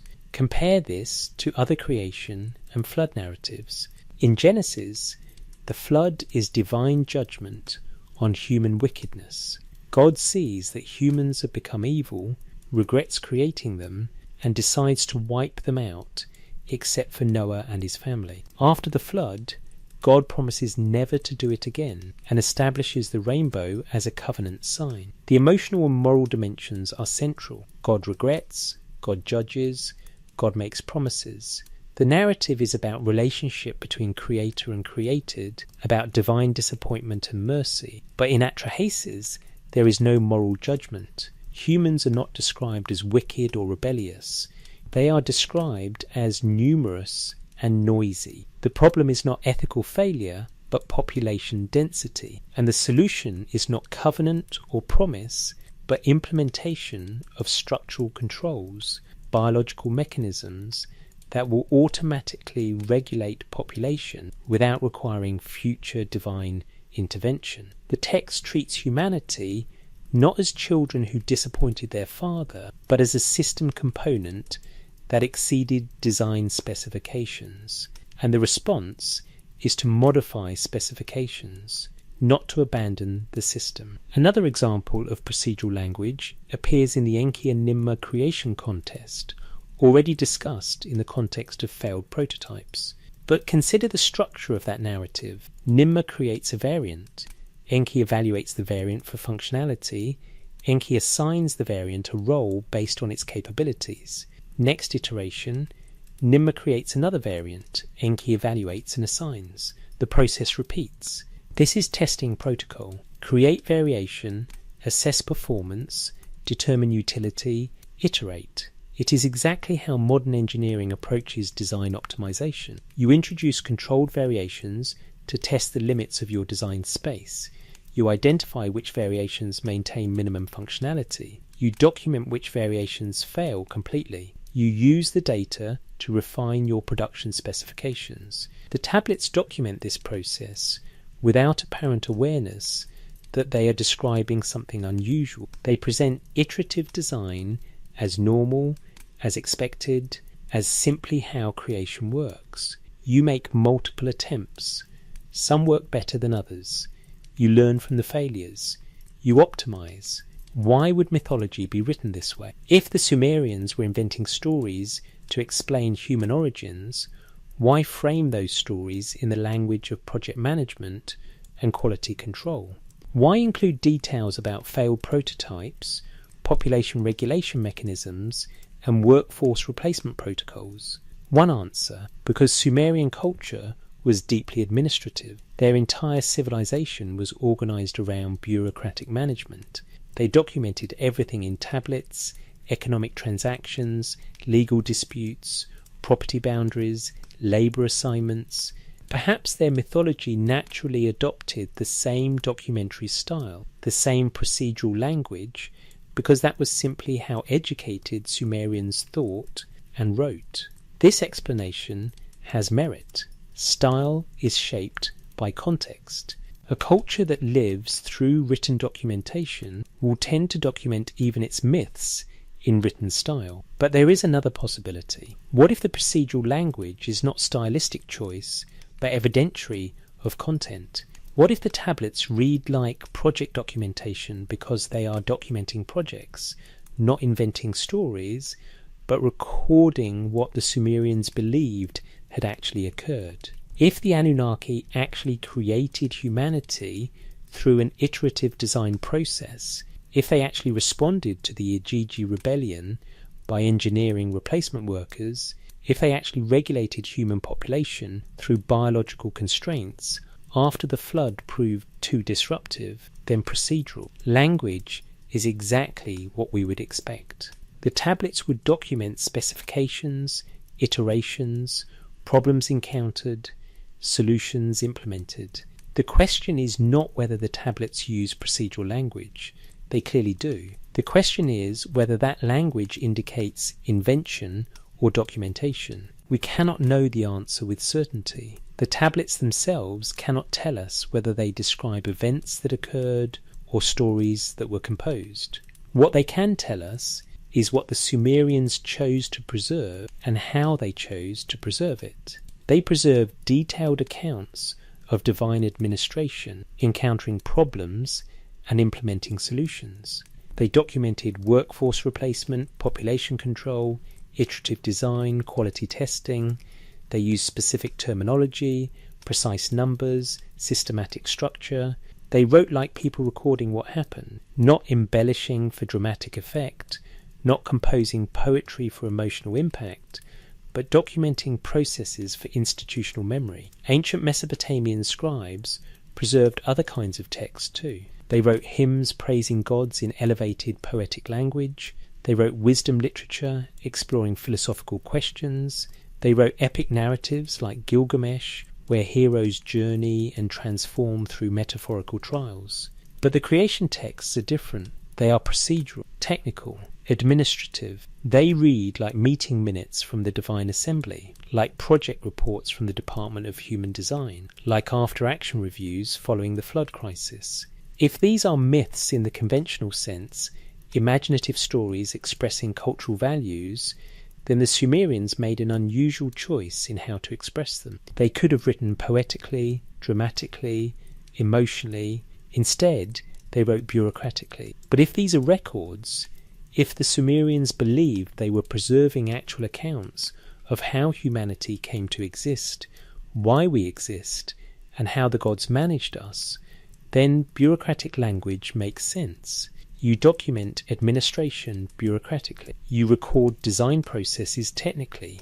You preserve institutional memory in procedural detail. The tablets present humanity as a designed system, created to specifications, tested through iterations, deployed into operation, and regulated to prevent system failures.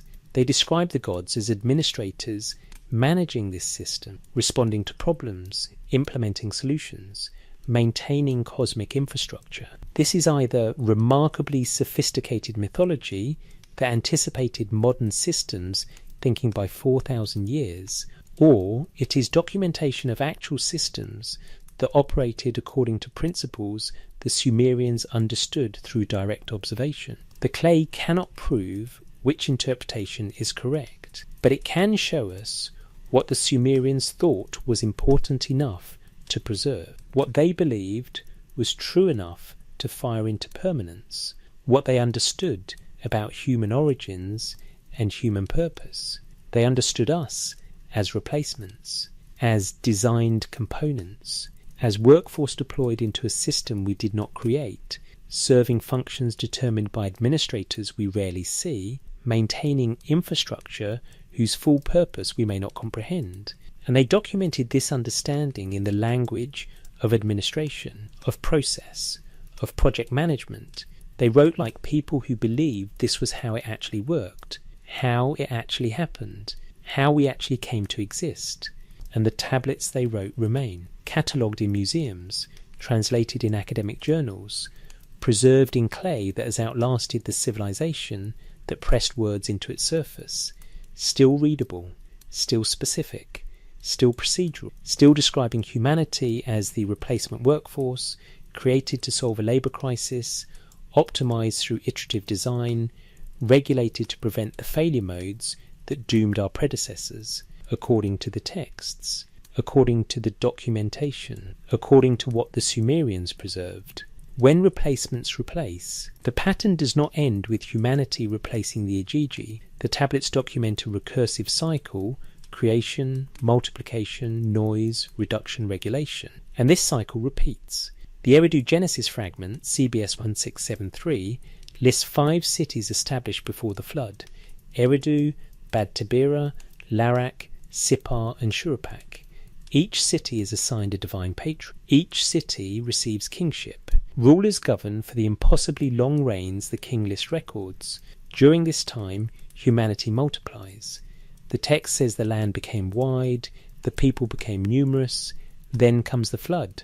A complete reset, all humanity destroyed except Zusudra in the Eridu Genesis, called Atrahasis in the Babylonian version, Utnapishtim in Gilgamesh, Noah in Genesis, different traditions preserving the same event with different survivor names.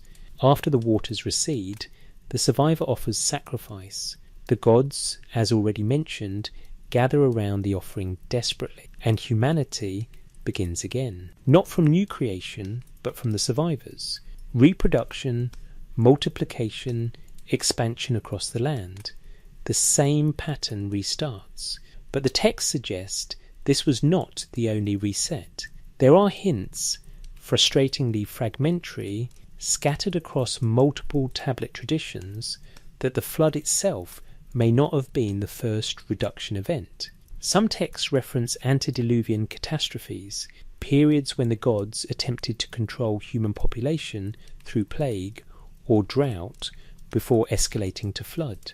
The Atrahasis epic is explicit about this progression. Before the flood, Enlil sent plague. Enlil called his vizier Namtar, "Bring disease upon the people, let fever burn them." The population was reduced. But humans recovered and multiplied again. Then drought. Let Adad withhold his rain. Let the flood not come up from the abyss. Let the wind blow and parch the ground. Let clouds gather, but not release water. Famine resulted. Population declined. But again, humans recovered. Then Enlil attempted total crop failure. Let the darkness be total. Let no grain grow. Let plants not sprout. Starvation spread. Humans were reduced to cannibalism. The tablet records this horror explicitly. But Ea intervened, teaching humans to fish, to harvest food from the marshes, to survive despite the agricultural collapse. Each intervention was a population reduction attempt. Each failed to produce permanent control. Each time, humanity bounced back, multiplied, became numerous and noisy again. The flood was not the first solution. It was the final solution. The escalation to complete elimination after partial measures proved inadequate. This is not mythology about divine anger punishing human sin. This is systems management encountering a persistent problem and escalating response protocols until an effective solution is found. But the flood itself was ultimately unsatisfactory. It eliminated the workforce entirely, which created the problem of no one remaining to perform the labour humanity was created to perform. So the revised solution involved preservation of a remnant population plus implementation of biological constraints to prevent recurrence of overpopulation. The tablets specify these constraints.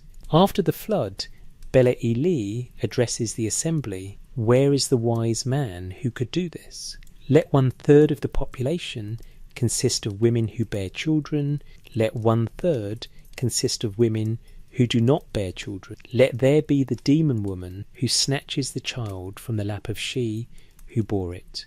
Let there be the devotee women, the priestesses, and the votaries who are taboo and so do not give birth.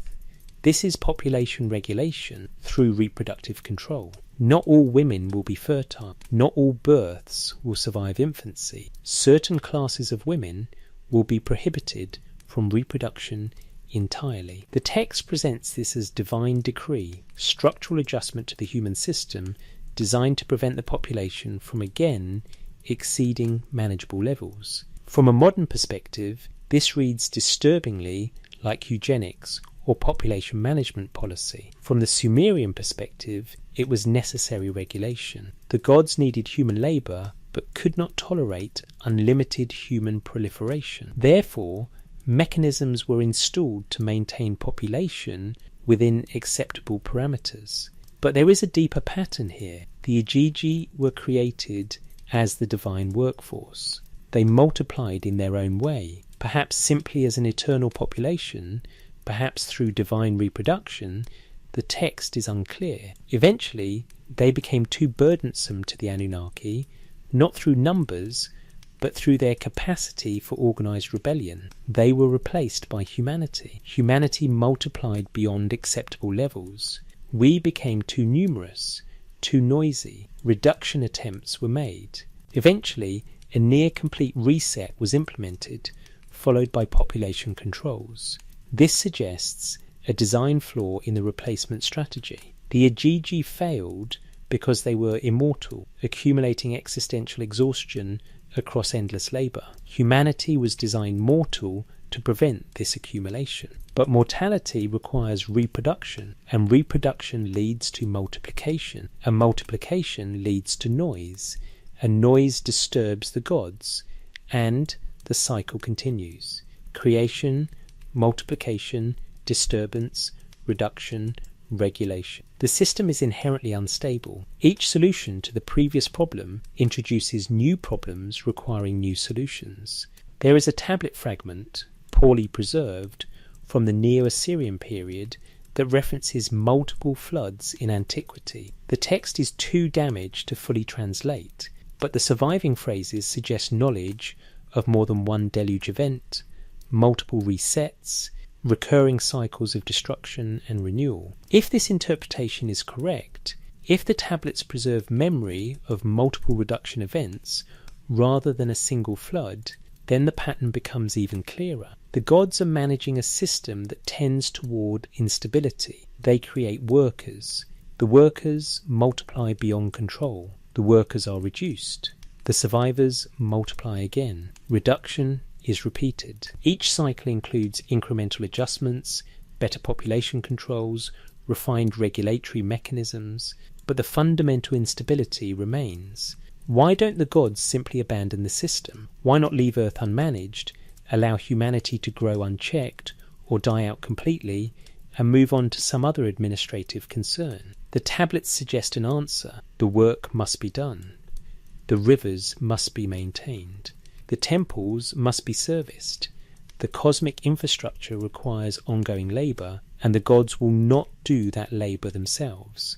They tried outsourcing it to the Igigi. That failed. They redesigned the workforce as humanity. That has required ongoing management, but remains functional. There is no indication in the text that the gods are searching for a third option, no suggestion that they might engineer a new species to replace humanity if we prove ultimately unmanageable. Instead, the tablets describe an ongoing relationship, tense, requiring constant adjustment, but apparently permanent. We are the workforce. When we become too numerous, we are reduced. When reduction goes too far, we are allowed to recover. When we recover too much, we are reduced again. The cycle continues because the system requires it. But there is an implication here that the texts do not make explicit. Perhaps because it was too obvious to the Sumerians to require statement, we are not necessarily the final iteration. The Igigi were replaced by humanity. If humanity ultimately fails, if we prove unmanageable despite population controls, if we develop the capacity for rebellion despite our mortal limitations, if we become more trouble than we are worth, what prevents the gods from designing humanity 2.0? The tablets document iterative design. Multiple prototypes of individual humans were tested in the Enki and Ninmah narrative. Multiple population reduction attempts were tried before settling on the flood. Multiple regulatory mechanisms were implemented to prevent future overpopulation. Iteration is how the system operates, and in the logic of iterative systems, no design is final. Each version is provisional, functional until it fails, at which point the next version is developed incorporating lessons learned from the failure of the previous version. We are not humanity 1.0, that was the initial 14 created from Wheelu's blood and Abzu clay. We are perhaps humanity 3.0 or 4. 0 or version number unknown, the current iteration incorporating all adjustments made through cycles of testing, failure and refinement, which means we are provisional, functional for now, adequate to current specifications, but potentially subject to replacement if a more optimal design becomes necessary. The Sumerians do not appear to have been troubled by this possibility. Their texts accept the hierarchical structure of reality. Primordial beings generated younger gods who overthrew them. The Anunnaki established administrative control. The Igigi served until they rebelled. Humanity replaced them and continues serving. This is simply how existence functions. Layers of hierarchy with younger, newer, more optimized versions, replacing older versions that prove inadequate. Modern readers might find this cosmology unsettling. The idea that we are essentially version 2.0 of divine workforce, subject to replacement if we fail to meet specifications, is not comforting. It strips away notions of special status, unique dignity, humanity as the crown of creation. We are not crown, we are workforce, currently functional, provisionally employed. But the tablets are not interested in comfort, they are interested in documentation, recording what is, not what we wish were true. And what they record is a cycle: creation, expansion, disturbance, reduction, adjustment. The cycle is repeated. The cycle may repeat again. Each time, the system administrators learn, adapt, implement new controls. Each time, the managed population continues functioning under the adjusted parameters, until the next failure, until the next reduction, until the next iteration. We are not the first. The texts are explicit about this. The Igigi came before us, performed the work we now perform, and were replaced when they proved inadequate to the task. The question the tablets leave unaddressed is whether we are the last, whether humanity in its current form is the final solution to the labour problem the Anunnaki faced when the Igigi rebelled, or whether we are simply the most recent solution, functional for now, but ultimately as provisional as our predecessors. The clay cannot answer this. The scribes who pressed these texts into tablets 4,000 years ago were documenting the past, not predicting the future. They preserved the memory of replacement, the Igigi replaced by humanity, because it had already happened. Whether humanity will in turn be replaced was not yet determined, and perhaps it remains undetermined. Perhaps we are still being evaluated, our performance assessed, our continuation or replacement a question that will be answered not through prophecy, but through whether we manage to avoid the failure modes that doomed those who came before us. The tablets tell us what to avoid: rebellion, excessive multiplication, noise that disturbs divine administration. As long as we continue functioning, continue labouring, continue maintaining the infrastructure we were created to maintain, without repeating the Ajiji's organised refusal or multiplying beyond the population controls implemented after the flood, as long as we remain within specifications, we remain employed. But employment is not the same as permanence. The workforce can be replaced. The system has demonstrated this capacity. The precedent exists in clay, pressed into permanence, catalogued in museums, available for anyone who reads Sumerian to verify. We replace them. Someone could replace us. According to the pattern the tablets document, according to the cycle they preserve, according to the logic of a system that solves problems through iterative design and replacement of inadequate components. We are the replacements. And replacements, by definition, are replaceable. 3 readings of the clay. There are 3 ways to interpret the tablets we have been examining. Each is internally consistent. Each explains the evidence. Each is held by serious scholars and thoughtful people. The question is not which reading is possible, all 3 are possible, but which reading best accounts for the full pattern of evidence, the linguistic specificity, the procedural language, the consistency across independent tablet traditions, the archaeological context, the cultural framework.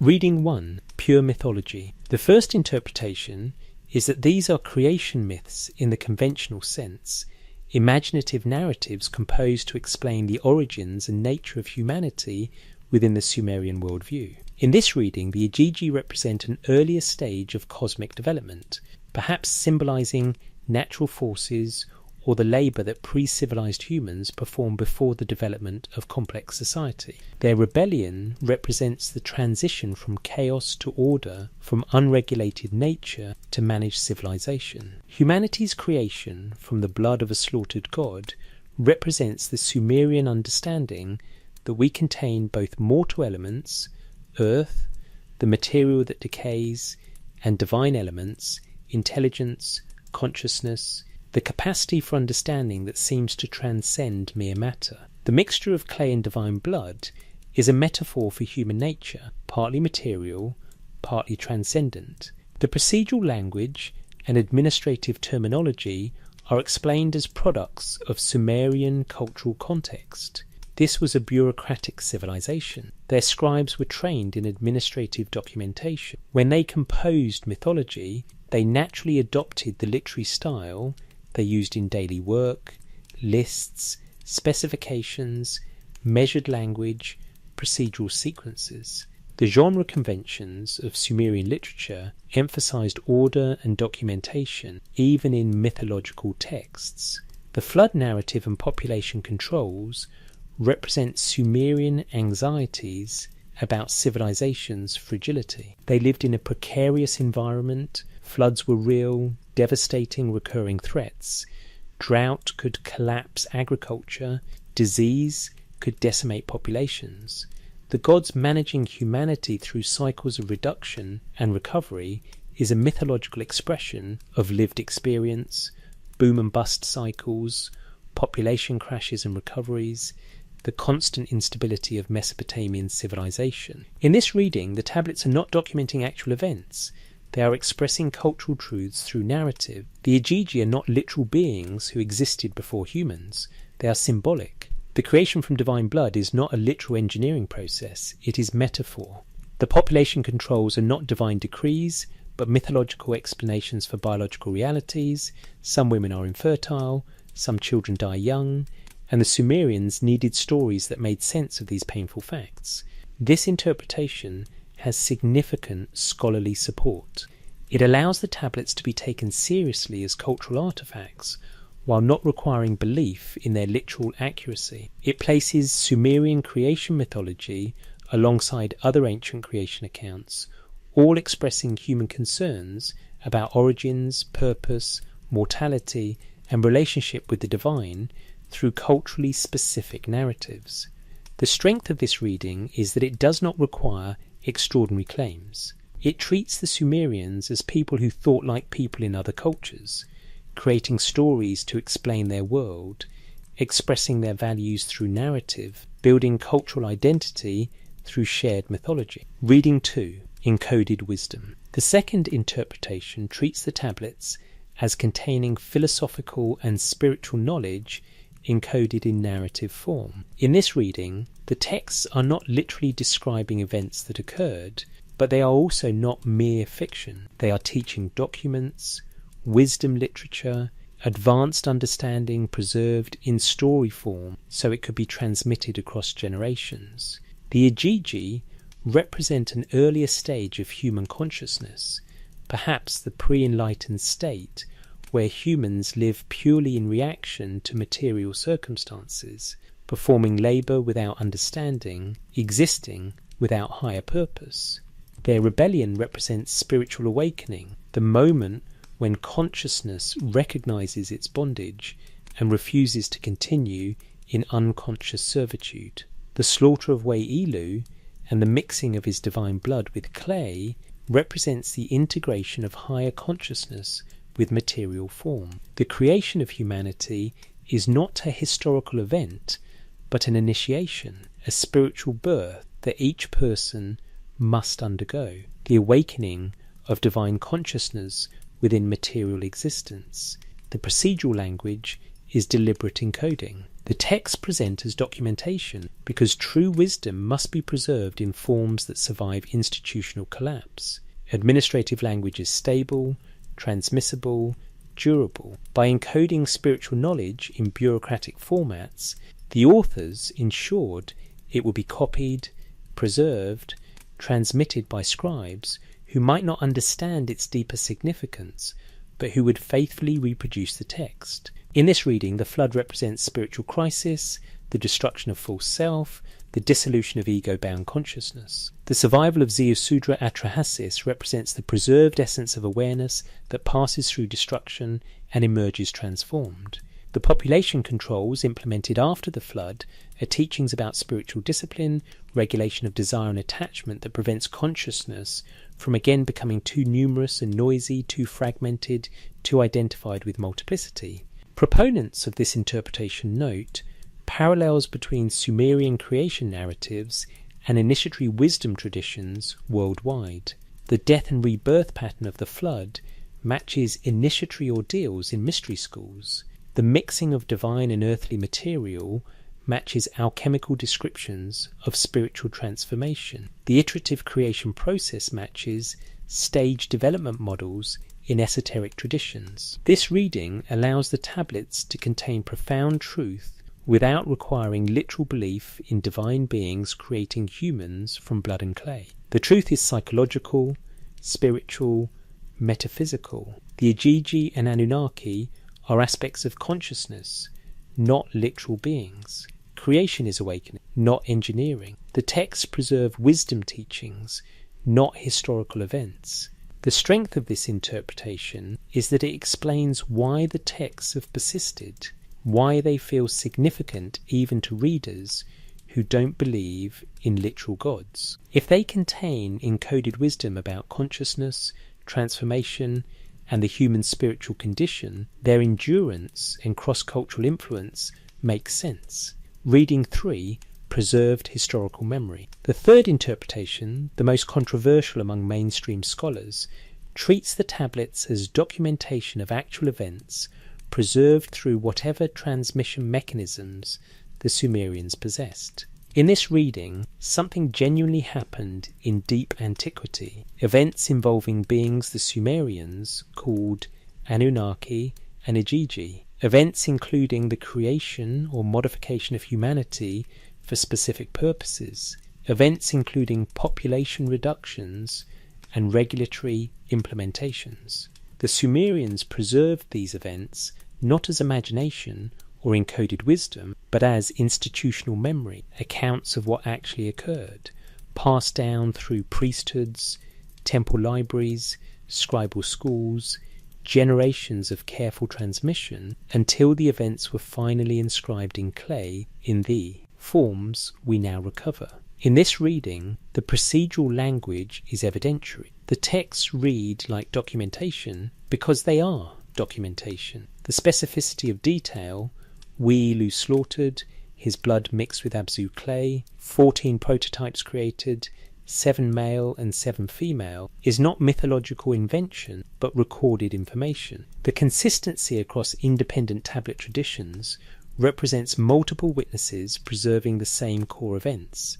The Igigi were an earlier population, possibly an earlier human species or subspecies, possibly beings of different origin entirely. They performed labour for the Anunnaki, who may have been advanced beings from elsewhere, or survivors of an earlier civilization, or something else entirely. The labels God and Divine may be Sumerian vocabulary for realities they had no other words to describe. When the Igigi rebelled, the Anunnaki responded by creating or modifying humans, either through advanced biotechnology, genetic engineering, or processes we no longer understand. We were designed to replace the Igigi, incorporating their intelligence, perhaps through genetic material, which the Sumerians described as blood, but with mortality engineered in to prevent the accumulation of existential exhaustion. The flood represents an actual catastrophic event, possibly the sea level rise at the end of the last ice age,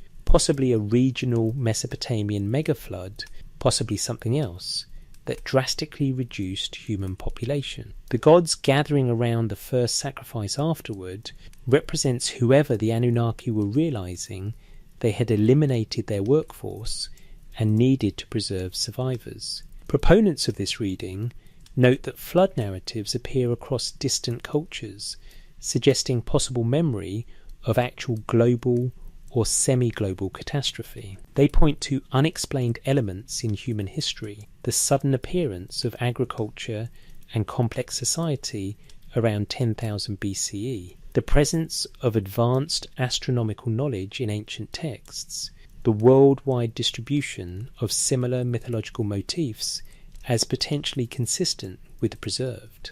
Memory interpretation. This reading requires the extraordinary claim that beings matching the Sumerian description of the Anunnaki actually existed, interacted with humanity, and shaped human development in ways the tablets describe. It requires accepting that the Sumerians were recording events they believed to be factual, and that their belief may have been correct. The strength of this interpretation is that it takes the texts at face value. It does not require reinterpreting gods as metaphors or creation as symbolism. It treats the Sumerians as reliable witnesses to their own cosmology, preserving actual knowledge through the only medium available to them, clay tablets inscribed with their best descriptive language. The weakness is the lack of independent verification. We have the tablets. We have archaeological evidence of Sumerian civilization, but we do not have physical evidence of the Anunnaki themselves, or of the Igigi, or of the genetic engineering processes the texts might be describing. The extraordinary claims require extraordinary evidence, and that evidence has not been produced. Which reading fits the evidence? All three interpretations account for the existence and content of the tablets. Pure mythology explains them as cultural products. Encoded wisdom explains them as teaching documents. Preserved historical memory explains them as documentation. The linguistic evidence, specific terminology, procedural language, administrative style is compatible with all three. Myths can be written procedurally. Wisdom can be encoded in bureaucratic formats.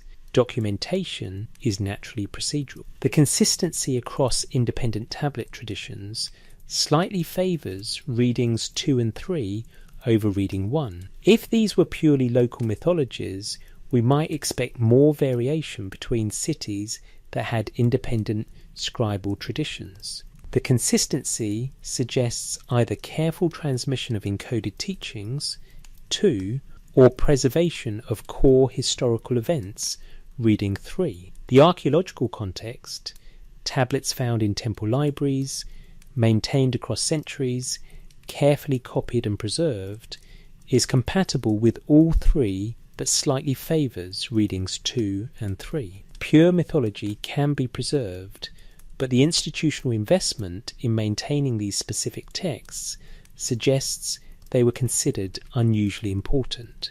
Either they contained wisdom worth preserving, Gotsugin, or knowledge worth documenting 3. The phenomenological question, how does the text feel when you read it, cannot be used as evidence, but is worth noting. Many readers report that the creation tablets feel different from other ancient mythology. They feel documentary, clinical, like reading project reports rather than poetic myths. This subjective impression could be stylistic artifact 1, deliberate encoding strategy 2, or accurate perception of actual documentary content 3. Ultimately, the clay cannot prove which reading is correct. The tablets can only show us what they say, how they say it, and the context in which they were preserved. They cannot prove whether their content is invention, encoded wisdom, or documentation. What they can prove is that the Sumerians believed something significant enough to press it into clay, fire it into permanence, maintain it across centuries, and transmit it to us across 4,000 years. They believed humanity was not the first. They believed we were created to replace others. They believed we were designed for specific purposes. They believed our continuation depends on remaining within parameters established by those who made us. Whether that belief was mythology, wisdom, or memory remains a question each reader must answer based on which interpretation best fits their understanding of how reality works, how knowledge is transmitted, and what the Sumerians were capable of preserving. The tablets exist, the translations are available, the evidence is accessible. 3 readings are possible. Each has implications for how we understand human origins, human purpose, and humanity's relationship to whatever powers or patterns shaped our existence. The choice between them cannot be made by the clay alone. If the texts are accurate, assume for the next few pages that the 3rd reading is correct. Assume the tablets document actual events, that the Anunnaki were real beings who engaged with humanity, that we were created or modified to replace the Ajiji workforce, that the flood was an actual population reduction event, that the regulatory mechanisms described in the texts were actually implemented. What would be the implications for human origins? If the texts are accurate documentation, then modern humans are not the product of unguided evolution alone. We would be the result of directed design, biological engineering performed by beings the Sumerians called Anunnaki. The mixing of divine blood with clay might describe genetic modification, the insertion of genetic material from an existing intelligent species, the Ajiji, or the Anunnaki themselves, into earlier hominids to produce modern humans with enhanced cognitive capacity. This does not contradict evolutionary biology entirely. It modifies it. We would still share common ancestry with other primates. Hominid evolution would still have occurred over millions of years. But at some point, perhaps 200,000 years ago, when anatomically modern humans appear in the fossil record, or perhaps 10,000 years ago, when behavioural modernity and complex civilizations suddenly emerged, intervention occurred. Modification, upgrade, the installation of intelligence into existing biological stock. The timeline suggested by the tablets is ambiguous. The king list gives impossibly long reigns for antediluvian kings, which could be symbolic, could be calculated in different time units than solar years, or could indicate the Anunnaki experienced time differently than mortals. But the sequence is clear. Humans were created, multiplied, became too numerous, were reduced through flood, recovered and continued. If this occurred within the time frame of recorded history, the last 10,000, 50,000 years, it might explain the sudden appearance of complex behaviours in the archaeological record. Why humans who were anatomically modern for 200,000 years suddenly developed agriculture, writing, cities and complex society within a narrow window starting around 10,000 BC. Perhaps that is when the modification occurred, when Homo sapiens, which had existed anatomically for millennia, received the cognitive upgrade described in the tablets as divine blood mixed with clay. When we became capable of the complex labour, hydraulic engineering, agriculture, temple administration, that the texts say we were created to perform, for human purpose. If the texts are accurate, then humans exist to perform labour. That is our design purpose, the reason we were created. We are workers, and work is not a punishment imposed after some primordial sin. Work is our function, the activity we were optimized for, the purpose that defines human existence. This has strange implications. It means that when humans work, building, maintaining, organizing, producing, we are fulfilling our created purpose. We are doing what we were made to do. The modern anxiety about work, the feeling that labour is something imposed upon us against our natural inclination toward leisure, would be inverted. Leisure would be malfunction. Work would be proper operation. It means the drives that humans exhibit to build cities, construct infrastructure, organise complex systems are not cultural inventions, but core programming. We build because we were made to build. We organise because organisation was our intended function. It means the restlessness that humans feel, the inability to simply exist peacefully without continually modifying our environment, is not a flaw but a feature. We were designed to transform landscapes, manage water systems, construct temples. The Ajiji did this work. We were created to continue it. The drive to build and modify is our inheritance from the beings we replaced. For human nature, if the texts are accurate, humans are hybrid beings. The tablets describe us as mixtures, clay-rule, mortal, earthly, and divine bloodlessness, intelligence, the mu that came from Wei-Ilu's slaughter. We are not purely biological and not purely spiritual. We are intentionally both, designed to bridge material and immaterial. This explains something philosophy has struggled with for millennia, the mind-body problem. Why do we experience consciousness as something distinct from our physical form? Why does subjective experience feel different from material process? Perhaps because we are actually composed of two different sources. Our bodies are earth, clay, biological material, the carbon-based life that evolved on this planet. Our consciousness is something else. The mu, the divine component, the intelligence that came from elsewhere and was mixed into the material form to create beings capable of complex thought and planned labour. The mortality programmed into our design means these components separate at death. The clay returns to earth. The consciousness, what happens to it, is not specified in the tablets. Do we simply cease? Does the mu return to its source? Are we recycled into new biological forms? The divine component reassigned to new clay? The Sumerian underworld texts suggest consciousness persists after death in some form, dwelling in a dark realm where the dead exist as shadows of their living selves. But this may be cultural overlay rather than information from the Anunnaki. The tablets describing human creation do not address what happens to the consciousness component when the material component fails. For human governance, if the texts are accurate, then earthly authority, kingship, government, administrative hierarchy was lowered from heaven. It is not human invention, but divine installation. The king list explicitly states this. When kingship was lowered from heaven, kingship was in Eridu. This implies that human governance systems are implementations of the Anunnaki administrative structure. Kings are not claiming divine authority metaphorically, they are claiming actual connection to the beings who created humanity and installed governance systems to manage us. The Sumerian kings performed rituals connecting them to the gods. They built temples, maintained the cult, ensured offerings continued. This was not symbolic. If the tablets are accurate, this was functional, maintaining relationship with the beings who designed humanity, demonstrating that the system was operating within specifications, that humans were fulfilling their created purpose.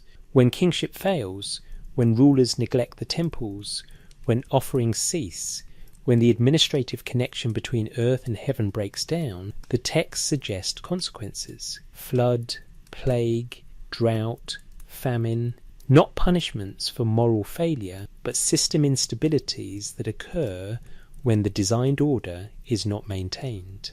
This has troubling implications for political philosophy. It suggests hierarchical governance is not a social construct, but a designed system. That authority is not derived from consent of the governed, but from installation by creators.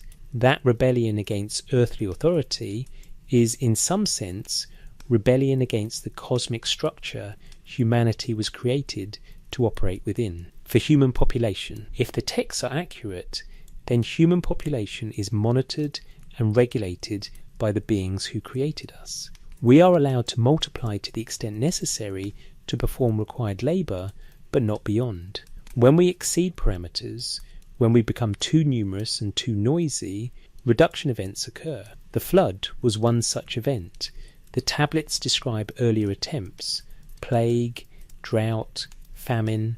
These were not natural disasters, but deliberate population control measures, attempts to reduce human numbers when we multiplied beyond acceptable levels. The biological constraints implemented after the flood, infertility, infant mortality, reproductive restrictions on certain classes, are presented as permanent features of the human system. Not all women can reproduce.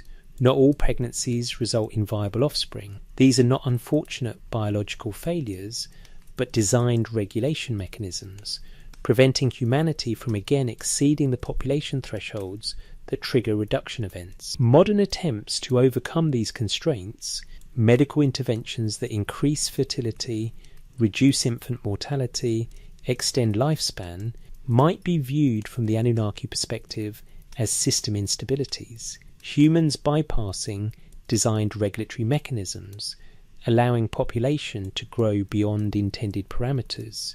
If the texts are accurate, this could trigger response. Not necessarily flood. The tablets suggest the gods learned that complete elimination creates more problems than it solves, but something. Plague, perhaps. Resource collapse. Social breakdown. Mechanisms that reduce population back within functional range without eliminating the workforce entirely. The 20th and 21st centuries have seen human population explode from under 2 billion to over 8 billion. From the perspective of the tablets, this might appear as exactly the kind of excessive multiplication that preceded previous reduction events.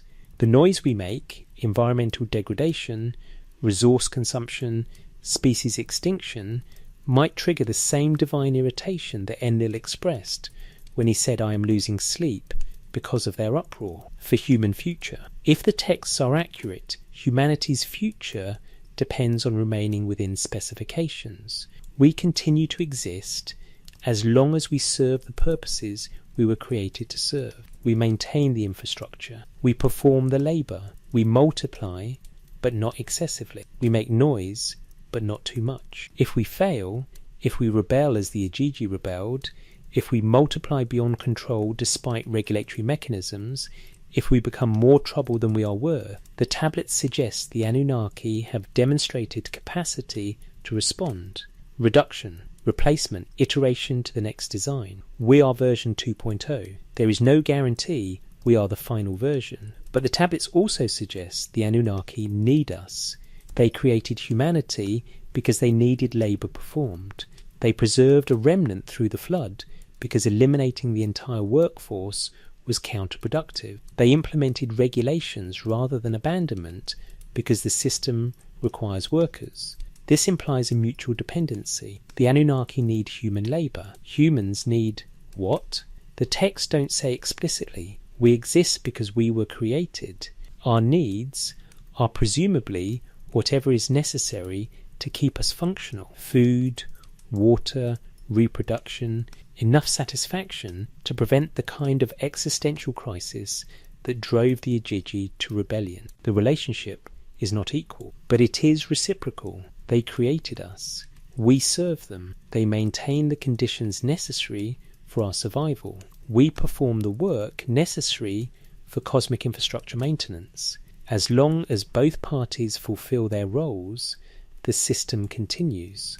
The weight of the implication. If the texts are accurate, if we truly are designed beings, created for specific purposes, monitored and regulated by those who made us, then almost everything modern humanity believes about itself is wrong. We are not the crown of creation, but a replacement workforce. We are not here by cosmic accident, but by deliberate design. We do not possess inherent freedom, but exist within parameters established by our creators. We are not evolving towards some higher purpose, but functioning within a role assigned before we existed. This is difficult to accept. It contradicts Enlightenment humanism, religious doctrines of human exceptionalism, scientific frameworks of evolutionary emergence. It repositions humanity from protagonist to component, from end to means, from purpose to function. But the tablets do not concern themselves with human comfort.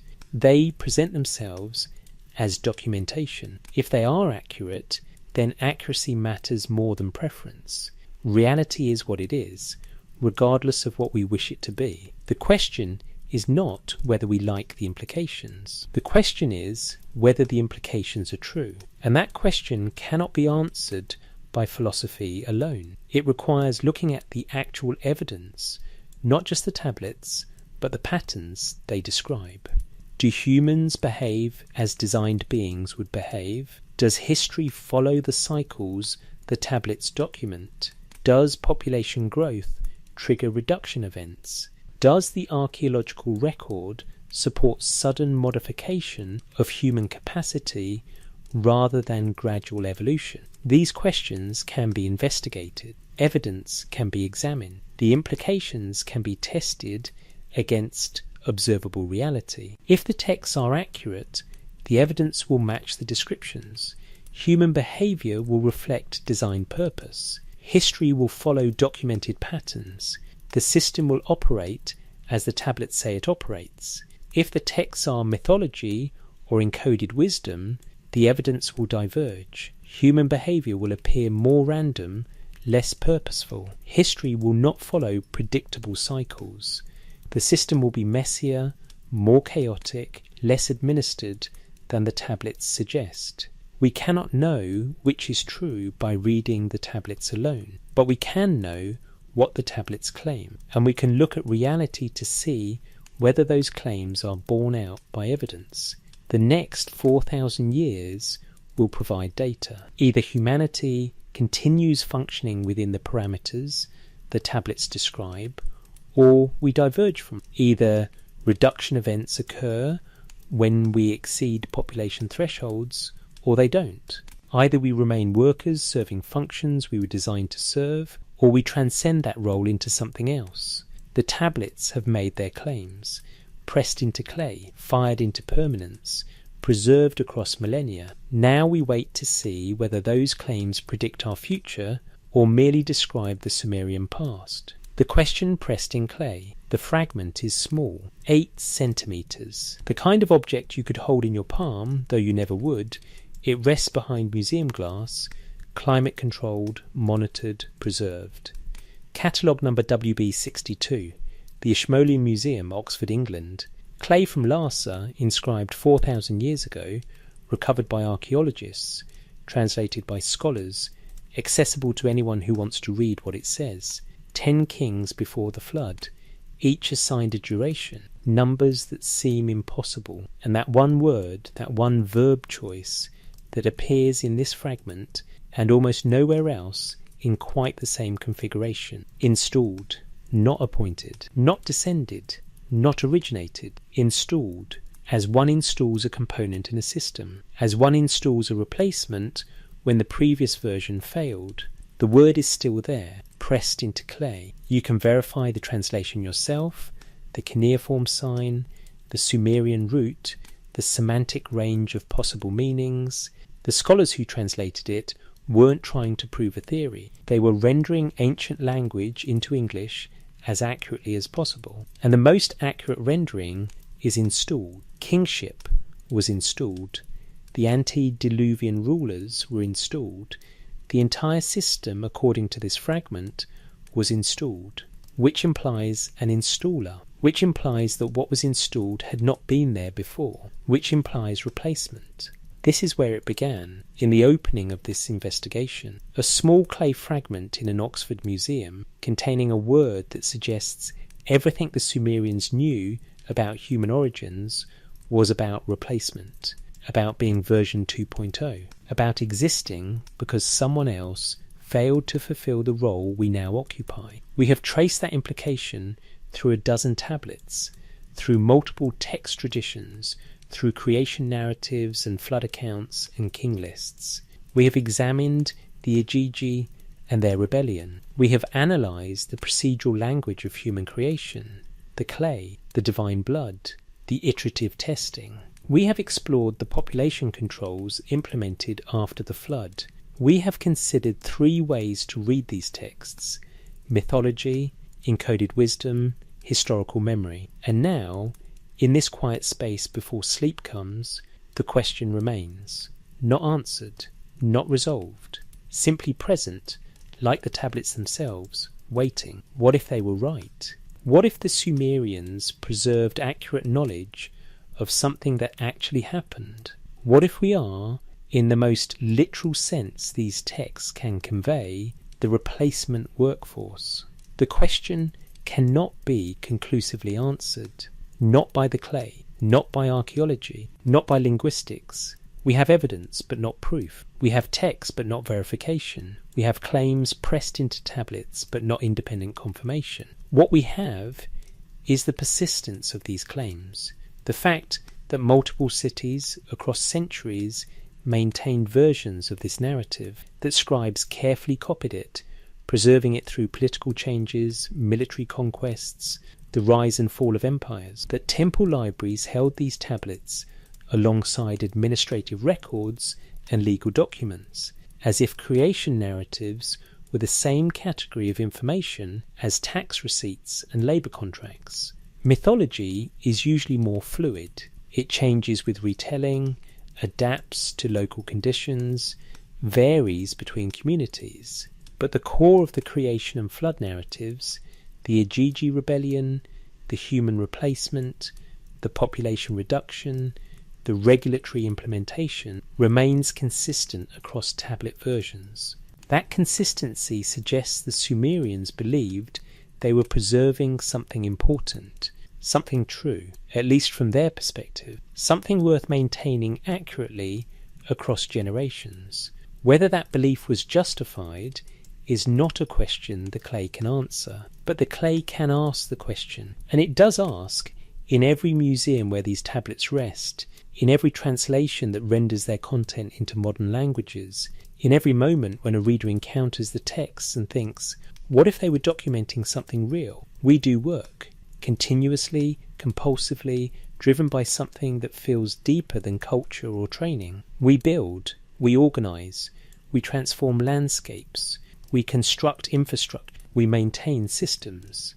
This is what humans do across every culture throughout recorded history. We work. The tablets say, this is because we were created to work. Because work is our function, our purpose, our design specification. Because we replaced beings who worked until they couldn't anymore, and we were engineered to continue that work without reaching the breaking point our predecessors reached.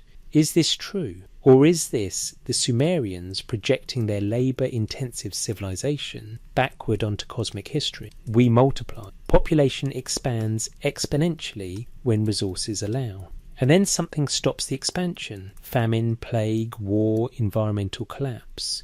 The pattern repeats throughout history. Growth, crisis, reduction, recovery, growth again.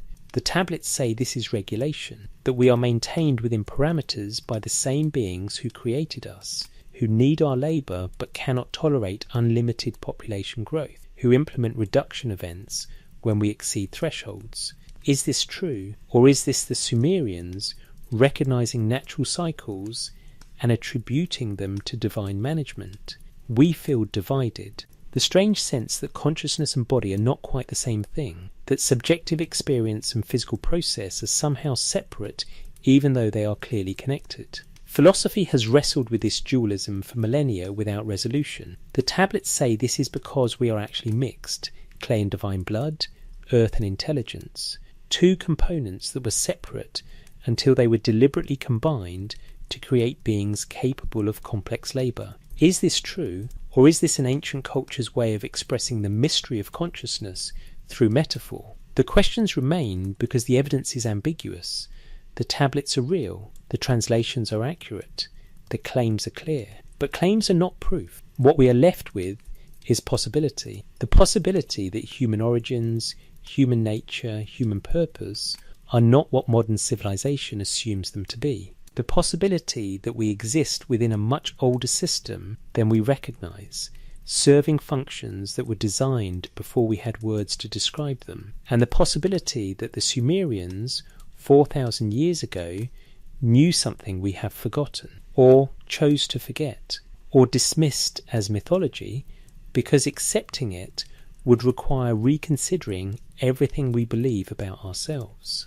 The fragment rests under glass in Oxford, the larger tablets rest in Philadelphia, in London, in Paris, in Baghdad. The texts are translated, published, available. The academic journals contain the scholarly arguments about interpretation. The museum catalogues list the artifact numbers. The evidence is accessible to anyone who wants to examine it. But evidence does not compel belief. It only makes belief possible, or reasonable, or worth considering. Each person who encounters these texts must decide what to do with them, dismiss them as mythology, study them as encoded wisdom, consider them as possible historical memory. The clay does not force the decision, it only presents the information and waits. 4,000 years it has waited so far. The clay is patient. It will wait 4,000 more, if necessary, until whoever comes after us, whether that is humanity's descendants or our replacements, excavates the tablets and asks the same questions we are asking now. What if we were created to replace others? What if we exist for purposes we did not choose? What if the work we do, the systems we maintain, the infrastructure we build, is not our own invention, but the continuation of something much older, designed by beings we no longer remember except in texts we call myths? What if the Sumerians were right?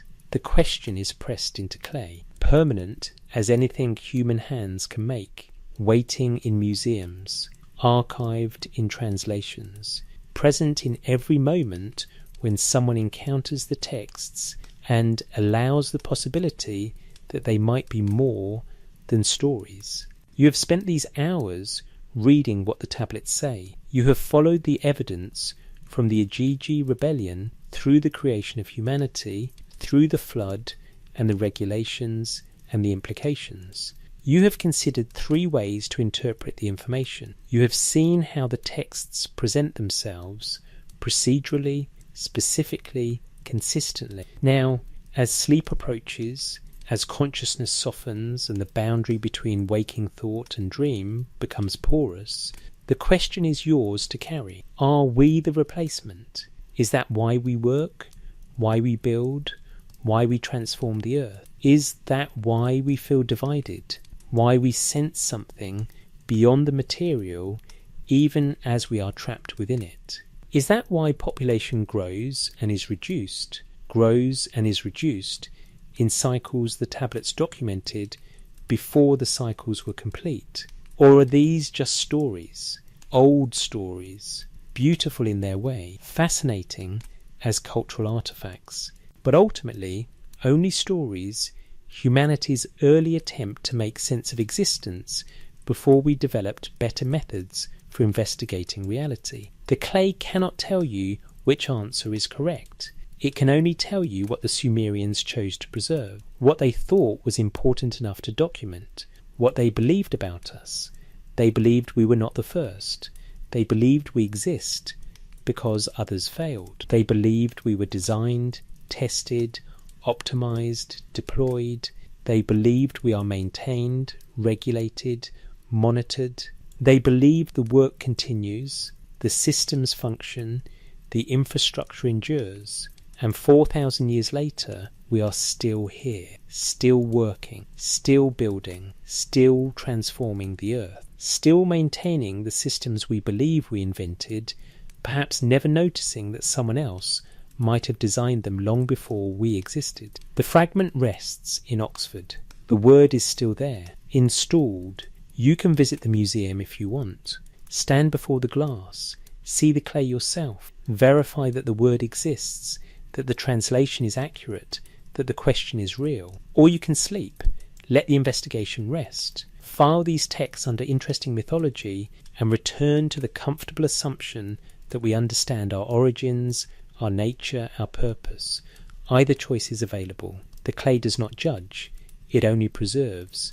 It only waits. It only asks the question it has been asking since the moment the scribe pressed the signs into wet clay and set it to dry under the Mesopotamian sun 4,000 years ago. What if we are the replacement?